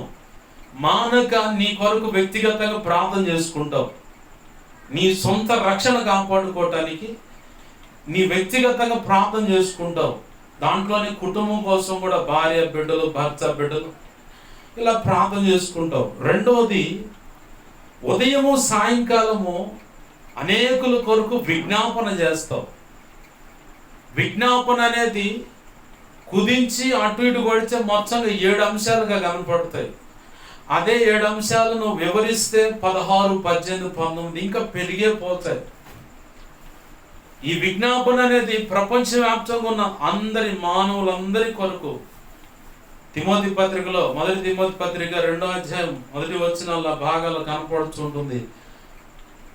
సమస్త మానవులందరి కొరకు దేనికి మనము సుఖముగాను మాన్యమైన భక్తి సాధన బ్రతుకుటకు అవసరమైనటువంటి విషయం అక్కడ చెప్పబడుతుంది. మొదటి తిమోతి 2వ అధ్యాయంలో మనము సంపూర్ణ భక్తియు మాన్యతయు కలిగి నెమ్మదిగాను సుఖముగాను బ్రతుకు నిమిత్తం అన్నిటికంటే ముఖ్యంగా నీ భర్తో, నీ భార్య, బిడ్డలో, తిండో, నీ సౌఖ్యము, సుఖము, వస్త్రాలు, లేదంటే నీ ఒంటికి స్నానము, ఇవన్నీ కాదు, వాటన్నిటికంటే ముఖ్యముగా మనుషులందరి కోసం ప్రార్థన. దాన్నే విజ్ఞాపన అంటుంది బైబిల్. విజ్ఞాపన చేస్తాం, ఉదయం సాయంత్రం విజ్ఞాపన చేస్తాం. వాక్యం ఖచ్చితంగా టంచలుగా చదువుతావు. అసలు లేదనుకుంటే 5 అధ్యాయాలను చదువుతావు. 5 అధ్యాయాలు చదివితే సంవత్సరానికల్లా బైబిల్ పూర్తి చేయగలుగుతావు. నీ మనస్సాక్షి బ్రతికుంది, నీ రక్షణను, సొంత రక్షణ కాపాడుకుంటున్నావు అంటే ఈ ముందు ముఖ్యమైన ఈ లక్షణాలు నీలో కనపడతాయి. ఆ తర్వాత తరచు ఉపవాసం ఉంటావు, తరచు జాగరణ ప్రార్థనలో ఉంటావు, సంఘ సహవాసంలో క్రమం తప్పకుండా ప్రభు బలలో చేవేస్తుంటావు. సాగులు చెప్పవు, మా ఇంటికి చుట్టాలు వచ్చారు, మాకు ఆ పని ఉంది, ఈ పని ఉంది, నాకు ఒంట్లో బాగోట్లేదు, ఈ సెక్షన్ ఏమి ఉండదు. ఏది ఎట్టైనా కానీ నేను నా ప్రభు సన్నిధికి చేరాలి, సంఘ సహవాసంలో ఉండాలి, ప్రభు బలను నేను సమీపించాలి, ఆ తర్వాత ఏదైనా ముఖ్యమని చెప్పని నువ్వు నిర్ధారణకు వస్తావు. దీన్నే జీవము కలిగినటువంటి లక్షణాలు అంటాను నేను. జీవము కలిగిన లక్షణాలు ఈ ఫాలో అయితే చాలు, మిగతా అన్ని ప్రభు ఇట్టే నేర్పుతా తీసుకెళ్ళిపోతాడు. అన్నీ చెవట్లా, నేను ముఖ్యమైన వీటిని చెబుతూ ఉన్నాను. నువ్వు ఈ కలిగి లేవనుకో, నువ్వు చచ్చిన క్రైస్తవుడివే. నిన్ను ఆ సైతాన్ గాడు ఏలుబడి చేస్తున్నాడని అర్థం.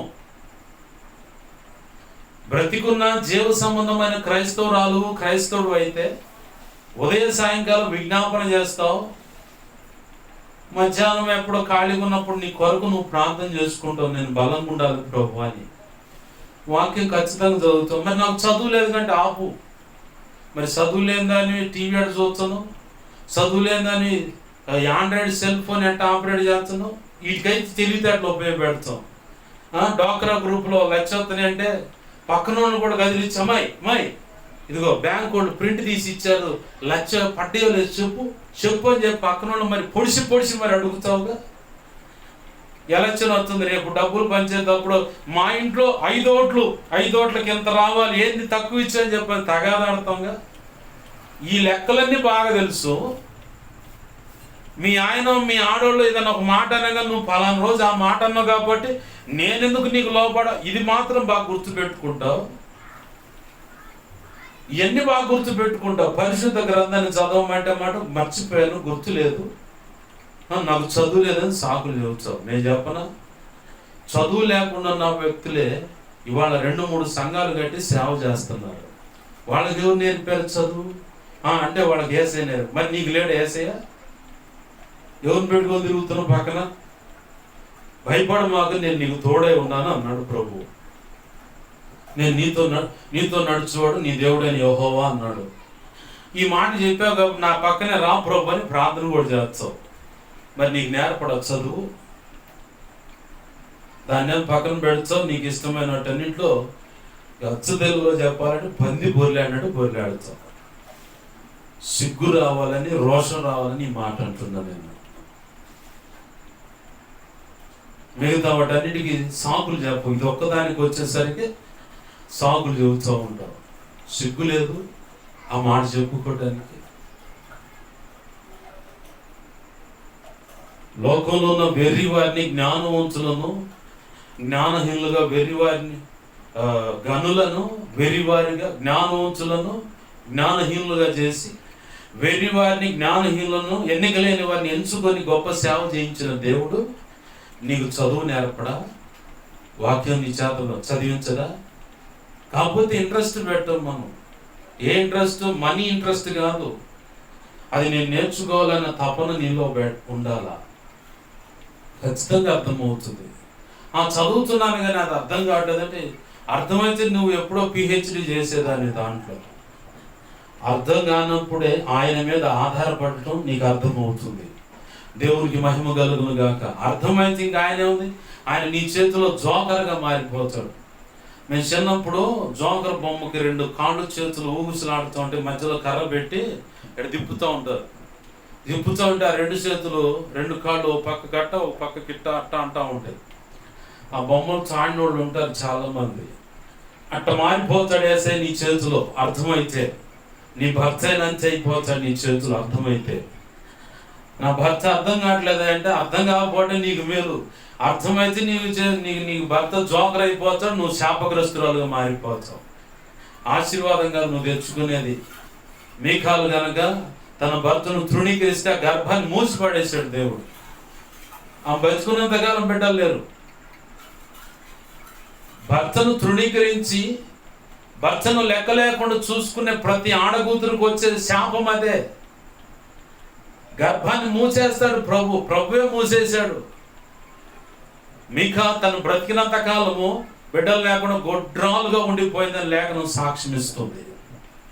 జాగ్రత్త సుమి, నీ భర్తకు నువ్వు లోపడితే క్రీస్తుకు లోపడ్డట్టు. నీ భర్త నువ్వు వ్యతిరేకిస్తున్నావు, తృణీకరిస్తున్నా అంటే నువ్వు కూడా క్రీస్తు మీద తిరగబడుతున్నట్టే. ఇక అంతే, రెండో మాటలేదు. ఇక అదే సాక్ష్యం ఇస్తుంది ఎఫెసీ పత్రిక 5వ అధ్యాయంలో. క్రీస్తు సంఘానికి శిరస్సు కాబట్టి నీ పురుషుడు, నీ సొంత పురుషుడు నీకు శిరస్సు అయినాడు, అతనికి నువ్వు లోపడాల. సంఘం ఎలా అయితే క్రీస్తుకు లోపడుతుందో అలా నువ్వు లోపడితేనే. లోపడటం అంటే దీవెన, లోపడకపోతే శాపమనే అర్థం. అది నీ ఇష్టం. ఇక లోబడి దీవెనలు పొందుతావు, తిరగబడి శాపాన్ని అంటే మా ఆయన తాగుతాడు, మా ఆయన తిరగబడతాడు, కొడతాడా? మరి నువ్వేం చేస్తావు? నోరు తెలిసి 4 మాటలు అంటావు, వదిలిపెట్టావుగా. ప్రభుకి వెళ్ళి చూసి ప్రభుకి అప్పచెప్పు. ఇంతకుముందు ఈ కాలనీలో ఉండేవాడు ఒక జంట, వినుకొండ నుంచి వచ్చారు చచ్చిపోదామని. రైల్వే ట్రాక్ కింద పడి, రైలు కింద పడి చచ్చిపోదాం, అప్పులు దెబ్బకు తట్టుకోలేక చచ్చిపోదామని వచ్చారు ఇద్దరు. వస్తే ప్రభు కృపను బట్టి వారిలో భార్య మొదటిగా దర్శించబడింది, రక్షించబడింది. ప్రభు కృప చేత రక్షించబడింది. ఈయన మాత్రం బిర్రుగు తాగుతుండొచ్చుండు. ఇదే కాలనీలో ఉన్న సజీవ సాక్ష్యం అన్నమాట. ఈ కాలనీలో జరిగిందే చదువుతున్నా. నేను బాప్తీస్ అనుభవంలోకి వచ్చిన తర్వాత వాళ్ళ నోటి ద్వారా నేను విన్న సాక్ష్యం ఇది. బిర్రుగు తాగుతుండు, ఏమో ఇంట్లో ప్రార్థన చేస్తుంది, నా భర్తను మార్చు ప్రభు, భర్తను మార్చు. ఎదురాడట్లా, క్యా చేయడది, ఎవడి అంటది. ఇక అంతే, మెరుపు మెరిసిందంటే చాలు అజయ్ కాజీ అంటే చెప్పాడది. నేను పక్కనే ఉంటాను, మమ్మీ మమ్మీ అనుకుంటా పక్కనే ఉంటాను. నేను మా అమ్మనేమో అమ్మ అంటాను, ఆమెనేమో మమ్మీ అంట. పిల్లలు లేరు, చాలా ప్రేమగా చూస్తుంది. మమ్మీ మమ్మీ అంటా ఉంటాను. వాళ్ళు చెప్పారు, వాళ్ళు సాక్ష్యం చెప్పారు. ముస్లిం జనాంగం నుంచి బయటకు వచ్చారు, రక్షణ అనుభవంలోకి వచ్చారు వాళ్ళు. ఆయన చెప్పిన సాక్ష్యం ఏంటంటే, ఒకరోజు ఆయన కూడా చెప్పాడు, ఒకరోజు ఎట్నే పోయానయ్యా, బిర్రుగు తాగాను, వచ్చాను, బాగా పిడికలు బిర్రుగా బిగించి ఒక్కడు వెనకాల ఈపు మీద బాదినట్టు ఎవరో బాధారయ్యా అంతే పోయి ఆ సైడ్ కాలంలో, ఏది మన కాలనీ ఎంట్రన్స్ లో ఆర్చి ఉందగా, ఆర్చి పక్కన ఆ మురికాలలో పోయి పడ్డాను. లేచి చూసుకున్నంటే ఎవరురా నన్ను కొట్టింది అని చెప్పని. అప్పటికి ఫుల్ అయ్యి జేబులో కూడా హాఫ్ బాటిల్ ఉంది, ఇంటికి వచ్చి కూర్చొని తాగుదామని. ఫుల్ అయిపోయినాడు. ఒక్క గుద్దు గుద్దితే దెబ్బకు మొత్తం దిగిపోయింది. దిగిపోయి మళ్ళీ చూసుకోండు, మళ్ళీ ఉన్నది కాస్త దాగిండు. ఇది చాలేదని మళ్ళీ పోయాడు, మళ్ళీ వచ్చాడు. మళ్ళీ పిడికలు బిర్రుగా బిగించి ఒక్కడ గుద్దినట్టు గుద్దేసరికి మళ్ళీ పోయి మురికాల్లో పడి చూసుకుంటే ఎవరు లేరు. ఏమవుతుంది ఏందని భయం పట్టుకొని ఇంటికి వచ్చి వస్తే వాళ్ళ భార్య మోకాళ్ళ మీద ఉండి ప్రార్థన చేస్తా ఉంది, నా భర్తను మార్చు ప్రభు అని. దేవునికి మహిమ కలుగును గాక, హల్లెలూయా. నా భర్తను మార్చు ప్రభు అని మోకాళ్ళ మీద ఉండి ప్రార్థన చేస్తా ఉంటే వచ్చి చూసి గడగడగడ ఉరుగుతా ఆ ముందు కూర్చోండి. ఆయన ప్రార్థన అంత అయిపోయిన తర్వాత క్యావ్ అని చెప్పింది. ఏదండి ఏందని చెప్పని అడిగితే ఏమి లేదు, ఏం చేస్తున్నావు నువ్వు ప్రార్థన, ఇటు జరిగిందంటే ఆమె నవ్వుకుంది మనసులో.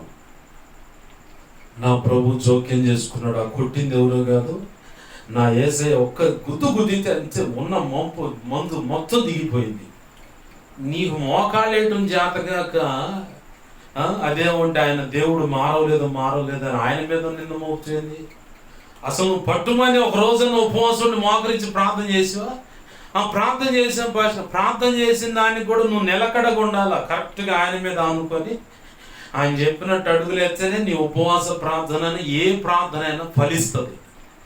అట్ట కాకుండా ఆ పడవ మీద ఒక కాలు ఈ పడవ మీద ఒక కాలు ఎత్తే నువ్వు ఆ మధ్యలో మునగటమే కన్ఫం. ఎవడు చెయ్యడు. చివరికి నువ్వు చిన్నగా నదిలోనూ సముద్రంలో ఆ కాలంలో కొట్టుకొని పోవటం. లాగులు కాడ దేరుద్ది బాడీ. ఎవరు రంటే పలానోడు, ఎందుకు రంటే 2 పడవల మీద కాలు పెట్టారు కాబట్టి దేని మీద నిలకడ ఉండదు. ఆ పడవ మీద కాలు పెడితే అది టొంగుద్ది, ఈ పడవ మీద కాలు పెడితే టొంగుద్ది, మధ్యలో నువ్వు పోయి నీళ్ళలో పడచ్చు. కట్ చేస్తే క్రస్టర్ గేట్లు కాడ తేలుతుంది శవం. చివరికి అదే జరిగేది. ఒక పడవ మీద నడు, గమ్యస్థానాన్ని నువ్వు చేరగలుగుతావు. నువ్వు నిలకడగుండి ప్రార్థన చేయి, ఖచ్చితంగా నీ సమాధానం రాకపోతే ప్రభువుని అడుగు. ప్రభునందు ప్రియమైన దేవుని బిడ్డలు గమనించండి.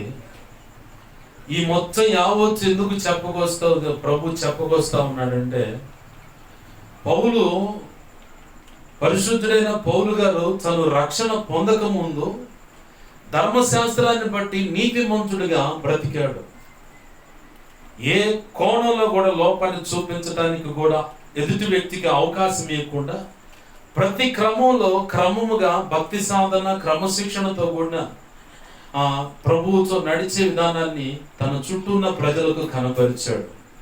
గమలీయేలు పాదాల చెంత శ్రేష్టమైన విద్యా బోధలు, వేద బోధ అంటే ధర్మశాస్త్ర సంబంధమైన విద్యా బుద్ధులు నేర్చుకున్నాడు అక్కడ.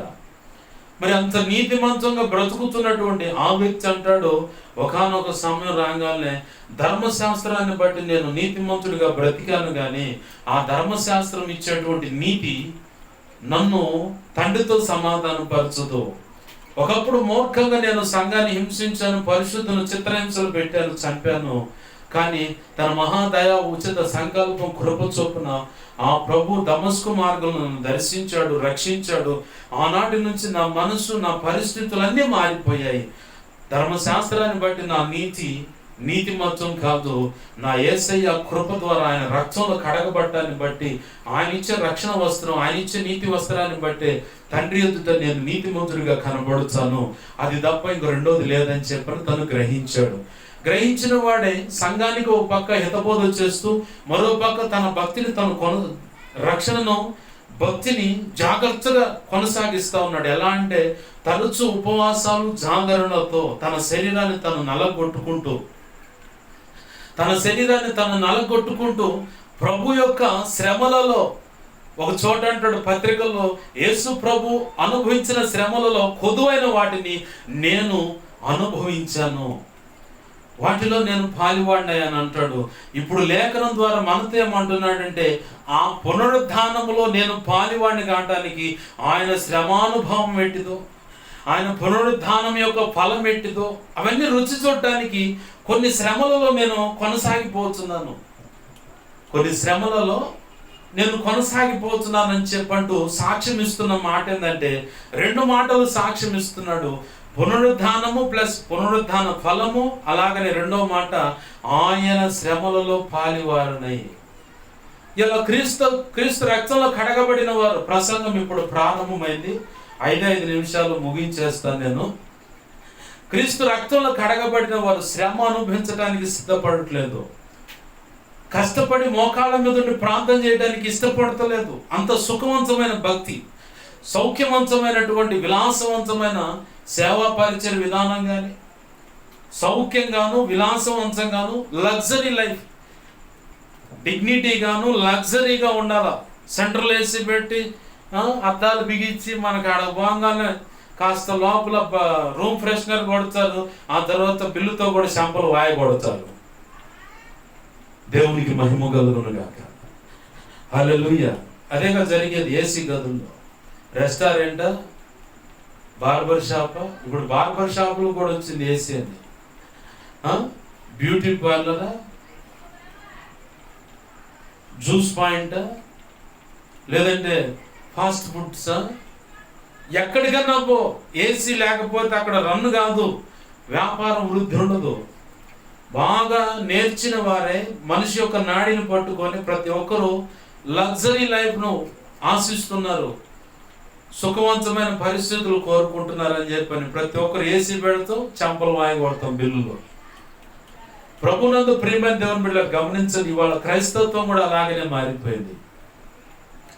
కష్టపడి మోకాళ్ళ మీద ఉండి ప్రార్థన చేద్దాం, కష్టపడి మోకాళ్ళ మీద ఉండి ప్రభు కొరకు, ప్రభువు నిర్ణయించినటువంటి ఉపదేశం ఏంటో కనిపెట్టి పొందుకొని దాన్ని మళ్ళీ మోకాళ్ళ మీద ఉండి ప్రార్థన చేసి ప్రభు సన్నిధిలో ఆయన పక్షంగా నిలబడి ప్రకటిద్దామన్న ఆలోచన, ఆశ ఇప్పుడు లేదు. కొన్ని రకాల యాప్లు వచ్చాయి, కొంతమంది వాడుతుంటే చూశాను నేను, అవి నా దగ్గర కూడా ఉన్నాయి. ఎందుకంటే ఎవరికైనా చూపించడానికి సాక్షార్థంగా వాటిని ఈ వాడుతున్నారా ఇప్పుడు ఎక్కువ అని చెప్పడానికి ఒకటి. ఎప్పుడన్నా నా చేతిలో బైబుల్ లేనప్పుడు, ఎక్కడన్నా కూర్చున్నప్పుడు బైబుల్ చూసుకోవటానికి, లేదు ప్రభు ఏదైనా గుర్తు చేసినప్పుడు ఆ లేఖనాన్ని చూసుకోవటానికి మాత్రమే దాన్ని ఉపయోగపెడతాను. దాన్ని ఆధారం చేసుకొని ఏదైనా ఒక ప్రసంగానికి నడుము బిగించిన చూసినంతసేపు చూడనిస్తాడు, ఆ తర్వాత దాంతో నీకు ఎందుకు అంటాడు ప్రభు. అదేందయ్యా అంటే, దాంతో నీకు అవసరం లేదు, నువ్వు కాదు కదా మాట్లాడేది. నువ్వు మాట్లాడితే వాడి జోలిపో, నువ్వు కాదు కదా మాట్లాడేది. అవునయ్య నేను కాదు.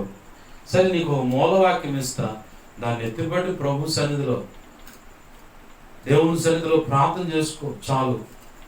అది నీకు వీలైతే, లేకపోతే నాకు వెళ్ళి చూడు చాలు. దేవునికి మహిమ కలుగును గాక. హల్లెలూయా. ఇక మిగతా నేను చూసుకుంటే, నేను కదా మాట్లాడేది, నువ్వు కాదు కదా అన్నాడు. సంఘం నీది, శ్రమ పడింది నువ్వు, రక్తం జీవించింది నువ్వు, ఆ సంఘ బిడ్డలు నీ రక్తంలో బాప్తిజం పొందారు, నీ పరిశుద్ధ శరీర రక్తాలు తీసుకుంటున్నారు.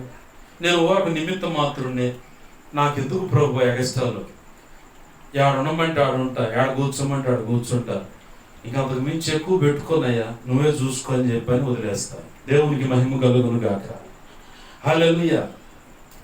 మోకాళ్ళ మీద ఉండి ప్రార్థనలో కనిపెట్టి ప్రభు దగ్గర పొందిన మూలవాక్యము చూడు. దాన్ని తీసుకొని ప్రభు సన్నిధిలో నువ్వు ప్రకటిస్తూ ఉంటే, దానికోసం ప్రార్థించినప్పుడు, అవసరమైతే ఉపవాసం ఉండి ప్రార్థించినప్పుడు ఖచ్చితంగా దాని ఫలమును ప్రసంగ పీఠిక నుంచి ప్రసంగిస్తున్నప్పుడు తర్వాత నువ్వు చూస్తావు ఖచ్చితంగా. యేసు నామములో ఆమేన్. హల్లెలూయా. ఇవాళ ఎలా ఉందంటే అంత లగ్జరీ అన్నమాట.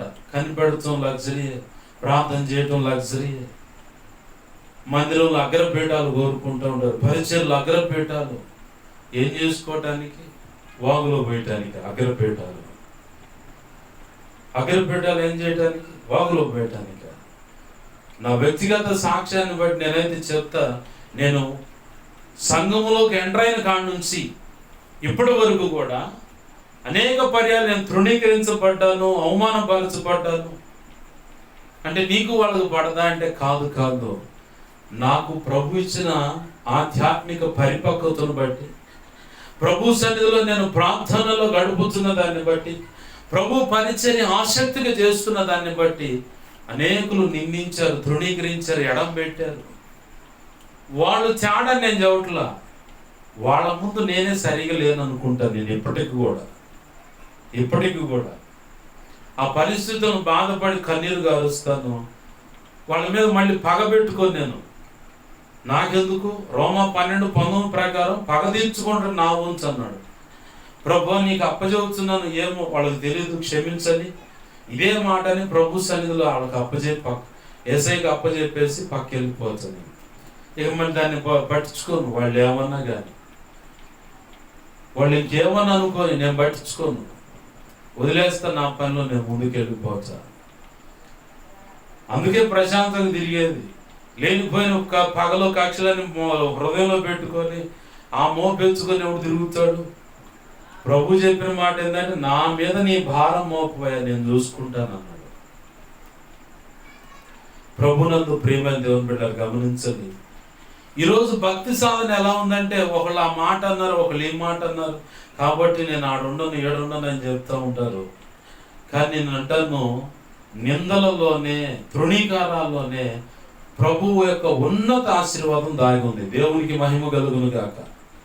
హల్లెలూయా. యోసేపును చూడు, దావీదును చూడు, తన అన్నల ద్వారా తృణీకరించబడ్డ వాళ్ళు వీళ్ళిద్దరు. కానీ ప్రభు ఏం చేశాడు? వారి హృదయ అంతరంగంలో ఆయన మీద ఉన్న మమకారం, ఎవరి మీద? దేవాది దేవుని మీద ఉన్న మమకారాన్ని బట్టి, వారు చేస్తున్న నీతి గల భక్తి సాధన బట్టి, తల్లి గాని తండ్రి గాని కుటుంబ సభ్యులు కానీ ఎవరైనా తృణీకరించినా నా ప్రభు దృష్టించాడు, ఎక్కించాల్సిన మెట్టుకు ఎక్కించాడు. దేవునికి మహిమ కలుగును గాక. ఈ మధ్యలో ఎన్నో నిందలు, కన్యలు, అవమానాలు, వేదనలు ఉన్నాయి, లేవని నేను చెప్పట్లా. ఆయన ఆ పరిస్థితుల్లో కూడా ఆయన వైపే చూశాడు. నా యేసయ్య కూడా అలానే అవమానాలు అనుభవించాడు, నిందలు అనుభవించాడు, నీ కొరకు నా కొరకు. ఎందుకంటే లేఖనం అంటుంది, తాను పొందుతున్న ఆ వేదన, నిందల, అవమానాలు దేనికట? తండ్రితో పాటు కూర్చోబోయే ఆ మహిమ, ఆ మహిమ పొందాలని తలంచి ఈ భూమి మీద తాను ఎదుర్కొంటున్న నింద, అవమానం, ప్రతి పరిస్థితిని తృణీకరించాడట ఆయన. దేవునికి మహిమ కలుగును గాక. హల్లెలూయా. మనం ఏం చేస్తాం? ఓ మంచి మోపుగా కట్టుకొని, లేదా మూటగా కట్టుకొని భుజం మీద మోసినంతసేపు మోస్తాం, ఇంకో భుజం మారుస్తాం. ఈ భుజాలు నొప్పులు వచ్చాయని చెప్పని, ఇటు గాదులేని చెప్పని మంచిగా ఒక చిన్న తల కూడా చుట్టుకొని నెత్తి మీద పెట్టుకొని, ఇక అది అటు ఇటు ఒరుగుతుందంటే ఒక చేతితో అట్ట పట్టుకుంటూ, ఈ చేయి నొప్పి దించి మళ్ళీ ఈ చేతితో పట్టుకొని ఇట్లా మోసుకుంటా పోతాం మన పరిస్థితి. ప్రభు అంటున్నాడు, దాన్ని దులిపేశాడట ఆయన. దేనికంటే తాను పొందబోతున్న మహిమను దృష్టిలో పెట్టుకొని. భక్తుడైన పౌలు కూడా అంటున్నాడు, ఆయన మరణము అంటే మరణము ద్వారా వచ్చి మరణము తర్వాత ఉన్నటువంటి పునరుద్ధానములో నేను పాలివాడిని అవటానికి నాకు ఎదురవుతున్న శ్రమను కూడా లెక్క చేయట్లేదు. ఇంకా కొన్ని ఆ పునరుద్ధానములో నేను పాలివాడిని అవటానికి, ఆ పునరుద్ధానము పొందటానికి కొన్ని ఆటంకాలుగా నా మనసుకు అనిపిస్తున్నాయి. నా మనసుకు ఆటంకాలు అనుకున్న వాటిని నేను పెంటగా ఎంచి, నష్టముగా ఎంచుకొని వాటిని వదిలేస్తున్నాను. వాటిని వదిలేసి వాటిని నష్టంగా చేసుకున్నాను. ఎందుకంటే ఆయన యొక్క మరణ పునరుద్ధానము దేంట్లో అంటే ఆయన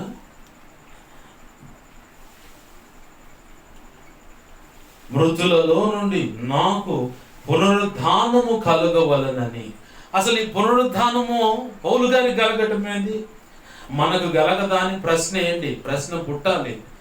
మనకు కలుగుతుంటే మనకు కూడా ఉంది అది. అయితే ఇక్కడ ఇది ఎందుకు ఆయన అంత కఠినంగా ఖచ్చితంగా మాట్లాడుతున్నంటే, నీ సొంత రక్షణ నువ్వు జాగ్రత్తగా కాపాడుకుంటే, పునరుద్ధానం అంటే ప్రభు రెండో రాకడ వచ్చినప్పుడు, అంటే మధ్యాకాశానికి ప్రభు వచ్చినప్పుడు సమాధులు తెరవబడతాయి. ప్రభు తిరిగి లేచిన రోజు ఇది. పునరుద్ధాన దినమును, ఈస్టర్ సండేని పురస్కరించుకొని యావత్ ప్రపంచం అంతా క్రీస్తు రక్తంలో కడగబడిన మేము క్రైస్తవులని చెప్పబడుతున్నా, మా తాతోళ్ళు కూడా మా నాన్నోళ్ళు కూడా క్రైస్తవులు అని చెప్పని దాన్ని బట్టి పండుగను ఆచరిస్తున్న ప్రతి ఒక్కరు చెప్పేది ఇవాళ ఈస్టర్ పండగ అండి. ఓకే, మరి దానివల్ల నీకు లాభం ఏంటి? రక్షణ పొందిన నీకు నీ సొంత రక్షణను కాపాడుకొని ప్రభు ఒకనొక రోజు మధ్యాకాశానికి వస్తాడు. ఆ మధ్యాకాశానికి వచ్చినప్పుడు సమాధులు తెరవబడతాయి. ఆయన పునరుద్ధానం లేచినప్పుడు కూడా సమాధులు తెరవబడ్డాయి. కొంతమంది బ్రతికున్న వాళ్ళే అంతే ఎత్తపట్టడం కూడా చూశారు. అదే లేఖనం సాక్ష్యం ఇస్తుంది, ఎత్తపట్టడం చూశారు, బాగుంది. మరి రెండవసారి ప్రభు మన కోసం మధ్యాకాశానికి వస్తున్నాడు. వధువైన తను కోరుకున్న సంఘాన్ని తీసుకువెళ్ళడానికి, తనతో పాటు ఆరోహణం చేసుకొని వెళ్ళడానికి ఆయన ఆరోహణుడు అయ్యాడు. అపోస్తలుల కార్యం 1వ అధ్యాయంలో 40 రోజులు అట్టుకుంటే, ఇంచుమించు 40 రోజులు కొన్ని విషయాలు ప్రభు వాళ్ళకి నిరూపణలు అంటే సాక్ష్యాలు చూపించి కొంత హితబోధ చేశాడు తన శిష్యులకు. ఆ బోధ అయిపోయిన తర్వాత ఆయన ఆరోహణుడు అయిపోతుంటే శిష్యులు అట్నే చూస్తున్నారు. మళ్ళీ ఒక ఆయన ఎవరు దిగొచ్చి పక్కన మధ్యలో నిలబడి, ఎందుకు మీరు పైకి చూస్తున్నారు అంటాడు. అరే ఆయన పోతున్నాడు కానీ ఆయన పోతాడు, మళ్ళీ వచ్చాడు, మీకు చెప్పిన పని మీరు చేయండి అన్నాడు. దేవునికి మహిమ కలుగును గాక. హల్లెలూయా. ఆయన మనకు చెప్పిన పని మాత్రం మనం చేయము. 8వ వచనంలో ఏమంటాడు ఆయన? గనుక మీరు యెరూషలేములోను యోదయ సమరయ దేశము యోదయ సమరయ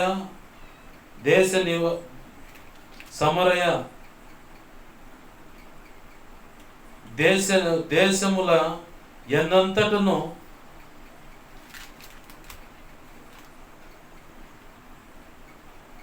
భూదిగాంతముల వరకును నాకు సాక్షులందరని వారితో చెప్పాను.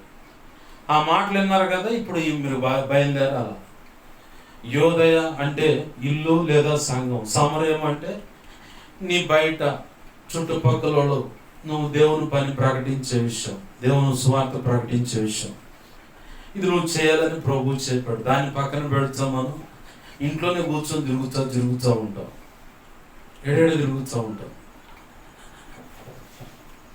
ఆరోహణమైపోతుంటే ఆయనకి వెళ్ళి చూస్తారండి, మళ్ళీ వచ్చాడు ఆయన అంటాడు దేవదూత, సరే అని చెప్పని కదులుతారు, ప్రభు కృప పొందుకొని బలమైన సేవ చేస్తారు. నేను ప్రభు చెప్పొచ్చు మాట ఏంటంటే, పునరుద్ధానం అంటే పౌలు గారి ద్వారా చెప్తున్న ప్రభు మాట, పునరుద్ధానం అంటే ఒకానొక రోజు ఎత్తపడే రోజు ఉంది. ఏ విధము చేతనైనా సరే నేను ఆయన శ్రమలలో పాలివాడినైనా సరే, ఆయన పెట్టే ప్రతి శ్రమను ప్రభు కృపతో ఓర్చుకొనైనా సరే, ఆ ఎత్తపడటానికి ప్రభు నన్ను అంగీకరించి పౌలు వచ్చేసే అని చెప్పానంటే, నేను కూడా పునరుద్ధానము చెందాలి, ఎత్తపడాలంటే ఖచ్చితంగా నేను నా భక్తి సాధన కొనసాగించాలి. ప్రభు ఆశించినట్లుగా భక్తి సాధన చేయాలి. నేను ఏ కాష్టంతో లోపము నా జీవితంలో, నా ఆధ్యాత్మిక భౌతిక జీవితంలో లోపం కనపడదా అయిపోయినట్టే. ముంగుమూరు దేవదాసయ్య గారి అనుభవాల్లో నాకు బాగా ఇష్టమైన అనుభవం ఒకటి, అలాగే నా ఆత్మీయ తండ్రి ద్వారా, అంటే దావీదు పాష గారు, తండ్రి సన్నిధి నర్సరావుపేట, ఆయన ఉపదేశిస్తుంటే ఒక విషయాన్ని నేను విన్నాను. నాకు బాగా ఇష్టమైన విషయం చెప్తాను. సిలువ నీలో ఉన్న ఎడల నీకు విలువ, కష్టాలలో అది నీకు చలువ. విచిత్రం ఉంది కదా. నువ్వు ప్రతిదానికి సిలువ వేయబడితే సమాజంలో కానీ ఇంట్లో కానీ ఎక్కడైనా నీకు విలువ కలుగుతుంది. ఒకవేళ అలా వెళుతూ ప్రభులో కొనసాగుతున్నప్పుడు కష్టాలు నీ జీవితంలోకి వచ్చినప్పుడు ఆ సిలువను బట్టి నీకు చలువంటే ఆయన పొందిన శ్రమానుభవం నుంచి నిన్ను తీసుకొని వెళ్తూ ఉంటాడు. ఆ శ్రమానుభవంలో నువ్వు ఎదుర్కొంటున్న ప్రతి అనుభవంలో ఆయన అనుభవించిన నిందను చూస్తూ ఆయనకే తప్పలేదు, నాకేముంది ప్రభు, ఈ పరిస్థితుల్లో నాకు నీ కృపను నన్ను నడిపించని అడుక్కుంటూ వెళుతున్నప్పుడు అది నీకు చలువని దాని అర్థం. ఆత్మీయ తండ్రి ద్వారా నేను విన్న మాట ఏంటంటే, ముంగుమూరు దేవదాసయ్య గారి సామెతలు అంటారు, వ్యక్తిగత అనుభవాల నుంచి పరిశుద్ధాత్మ దేవుడు చెప్పించిన మాటలు. ఇసుక రేణువంత పాపం నీలో ఉంటే పరలోకపు ద్వారం తెరవబడదు. ఆ మాట విన్నాక నుంచి నా గుండె పట్టుకుంది. ఎందుకో తెలుసా? ప్రతి సెకండ్, అప్పటి నుంచే మొదలుపెట్టి ప్రార్థన, ప్రతి సెకండ్, ప్రతి నిమిషం, ప్రతి గంట ఎప్పటికప్పుడు నేను దిద్దుబాటు చేసుకోవటం, ఎక్కడ నేను పొరపాటు చేశాను ప్రభు నన్ను రక్షించు, నన్ను నీ రక్తంలో గడుగు. మళ్ళీ నేను అధికమైన నీతి, అధికమైన ప్రార్థన, వాక్య ధ్యానము, విజ్ఞాపన చేస్తున్న దాన్ని బట్టి అధికమైన భక్తి, అధికమైన నీతి, అధికమైన పరిశుద్ధతను బట్టి, ఇలా అన్ని విషయాల్లో అధికంగా నేను అధికంగా ఉంటాన్ని బట్టి కూడా భ్రష్టత్వానికి అదొక రకమైన పాపం. కాబట్టి అలాంటి పాపంలో కూడా నన్ను పోనీయకుండా నీ పాదాల మటుకు తగ్గింపు జీవితం నాకు, నీ కృప చేత నువ్వు నిర్ణయించిన నీతి మొత్తం నాకు ఇవ్వు. ప్రతి సెకండ్ దిద్దుబాటు చేసుకుని నీ కొరకు ఎదురు చూసే మనసును ప్రభువా, ఇలా ప్రార్థన చేసుకోవటం మొదలుపెట్టా. ఇసుగురేణువంత పాపమే మనలో ఉంటే పరలోక ద్వారం తెరవబడితే అని ఆయన రాస్తే, మన జీవితాలు ఎన్ని పెద్ద పెద్ద బండరాళ్ళు ఉంటాయి పాపాలుగా. ఇప్పుడు రండి దేవుని పాదాలు పట్టుకొని ప్రార్థన చేద్దాం. అయిపోయింది ప్రసంగం, ప్రార్థన చేసుకుందాం, ప్రభువుని అడుగుదాం. ప్రభువా, పౌలు గారు నువ్వు పునరుద్ధానం చెందినట్లుగా మాకు కూడా ఒక రోజు నువ్వు మధ్యాకాశానికి వచ్చినప్పుడు పునరుద్ధానం అంటే ఎత్తబడుట, ఆ ఎత్తబడుట అనే కార్యక్రమం ఉంది కదా. ఆ రోజు నేను విడవపడకుండా ఉండటానికి నాకేవేమి ప్రేమంలో అవి నష్టంగా ఎంచుకున్నాను, పెంటతో సమానంగా చేసుకుని నా ప్రభు దయవల్ల కలిగేటువంటి ఆ పునరుద్ధానంలో నేను పాలివాడిని అవ్వాలని ఆశపడుతూ నా భక్తి సాధన కొనసాగిస్తున్నానని ఈరోజు సాక్ష్యం ఇచ్చాడు నా ప్రభువా. ఈస్టర్ సండే నాడు నువ్వు తిరిగి లేచిన ఈ దినాన్ని మేము జ్ఞాపకం చేసుకుంటూ అయ్యా నీ పాద సన్నిధిలోకి వస్తే ఇదిగో ఈరోజు నువ్వు చెప్తున్న విలువైన మాటలు, నీ బ్రతుకులు ఆధ్యాత్మికమైన నీ బ్రతుకులు, భౌతికమైన నీ జీవితంలో ఇసుక రేణువంత పాపమున్న నువ్వు విడవబడతావని ఈరోజు చెప్తూ ఉన్నావు. ఆ ఇసుక రేణువంత పాపం కూడా లేకుండా అధికమైన నీతి, అధికమైన పరిశుద్ధత, అధికమైన భక్తి సాధన, ఇంకా నువ్వు అన్ని విషయాలు అధికంగా ఉన్నదాన్ని బట్టి కూడా దేవా, మేము ఒకవేళ భ్రష్టులమైపోయి పాపులుగా మారిపోతామేమో, మాలో శక్తి ఉన్నంతసేపు, ఓపిక ఉన్నంతసేపు మా నీతిని, మా భక్తిని, మా పరిశుద్ధతను కాపాడుకోవడానికి ఉపవాసాలు, జాగరణలు ఎన్నో చేస్తాం. నా జీవితంలో ఎన్నో చేశానయ్యా. కానీ ఈరోజు అవి చేయలేక, ఓపిక లేక, ప్రభువా ఎందుకు ఈ పరిస్థితి అంటే నువ్వు చెబుతున్నావు. ఒకప్పుడు నీ శక్తి, నీ జ్ఞానం, నీ బలాన్ని బట్టి ఉపవాసాలు ఉన్నావు, ప్రార్థన చేసావు, జాగరణ చేసావు, ఎంతో నమ్మకంగానే ఎదిగావు. కానీ ఆ బలమంతు ఉడిగిపోయిన దాకా నేను మౌనం దాల్చాను. ఎందుకో తెలుసా? ఇప్పుడు నువ్వు నా మీద అనుకోవాలి, నా కృప మీద ఆధారపడాలి. నా జ్ఞానము, నా తెలివి, నా ఆలోచనను అడిగి అడుగులు వేస్తే అప్పుడు అది నీకు దీవెనగా, భ్రష్టుడిగా మారకుండా ఉంటుందయ్యా అని చెప్పి నువ్వు సెలవిచ్చు. నా ప్రభువా, ఎంతోమంది ఇలా అధికమైన నీతి, అధికమైన పరిశుద్ధత, నేను నా దేవుని ఎదుట యథార్థంగా ఉన్నానని భ్రమపరుస్తాడయ్యా అపవాదిగాడు. అలాంటి భ్రమలో ఎంతమంది చెక్కపడ్డారు. నా ప్రభువా, ఈ ఈస్టర్ సండే, ఈ పునరుద్ధానపు ఆరాధన ఉపదేశంలో నుంచి నువ్వు మాట్లాడుతున్నావు. అలాంటి వాళ్ళు ఎంతమంది ఉన్నారు. ప్రతి బిడ్డను దర్శించు. వారి అధికమైన నీతి, భక్తి, పరిశుద్ధత అయ్యా ఇదిగో తండ్రి దేవా, వారు నడుస్తున్న విధానంలో ఎక్కడైనా పొరపాట్లు అయ్యా అయ్యా క్షమించు, క్షమించు. ఇసుకురేయడం అంత పాపం ఉన్న పరలోకం తెరవబడదండి. మా జీవితాలు ఇప్పటికి ఎంతెంత ఘోరమైన పాపాలు నేను దాచిపెట్టుకుని,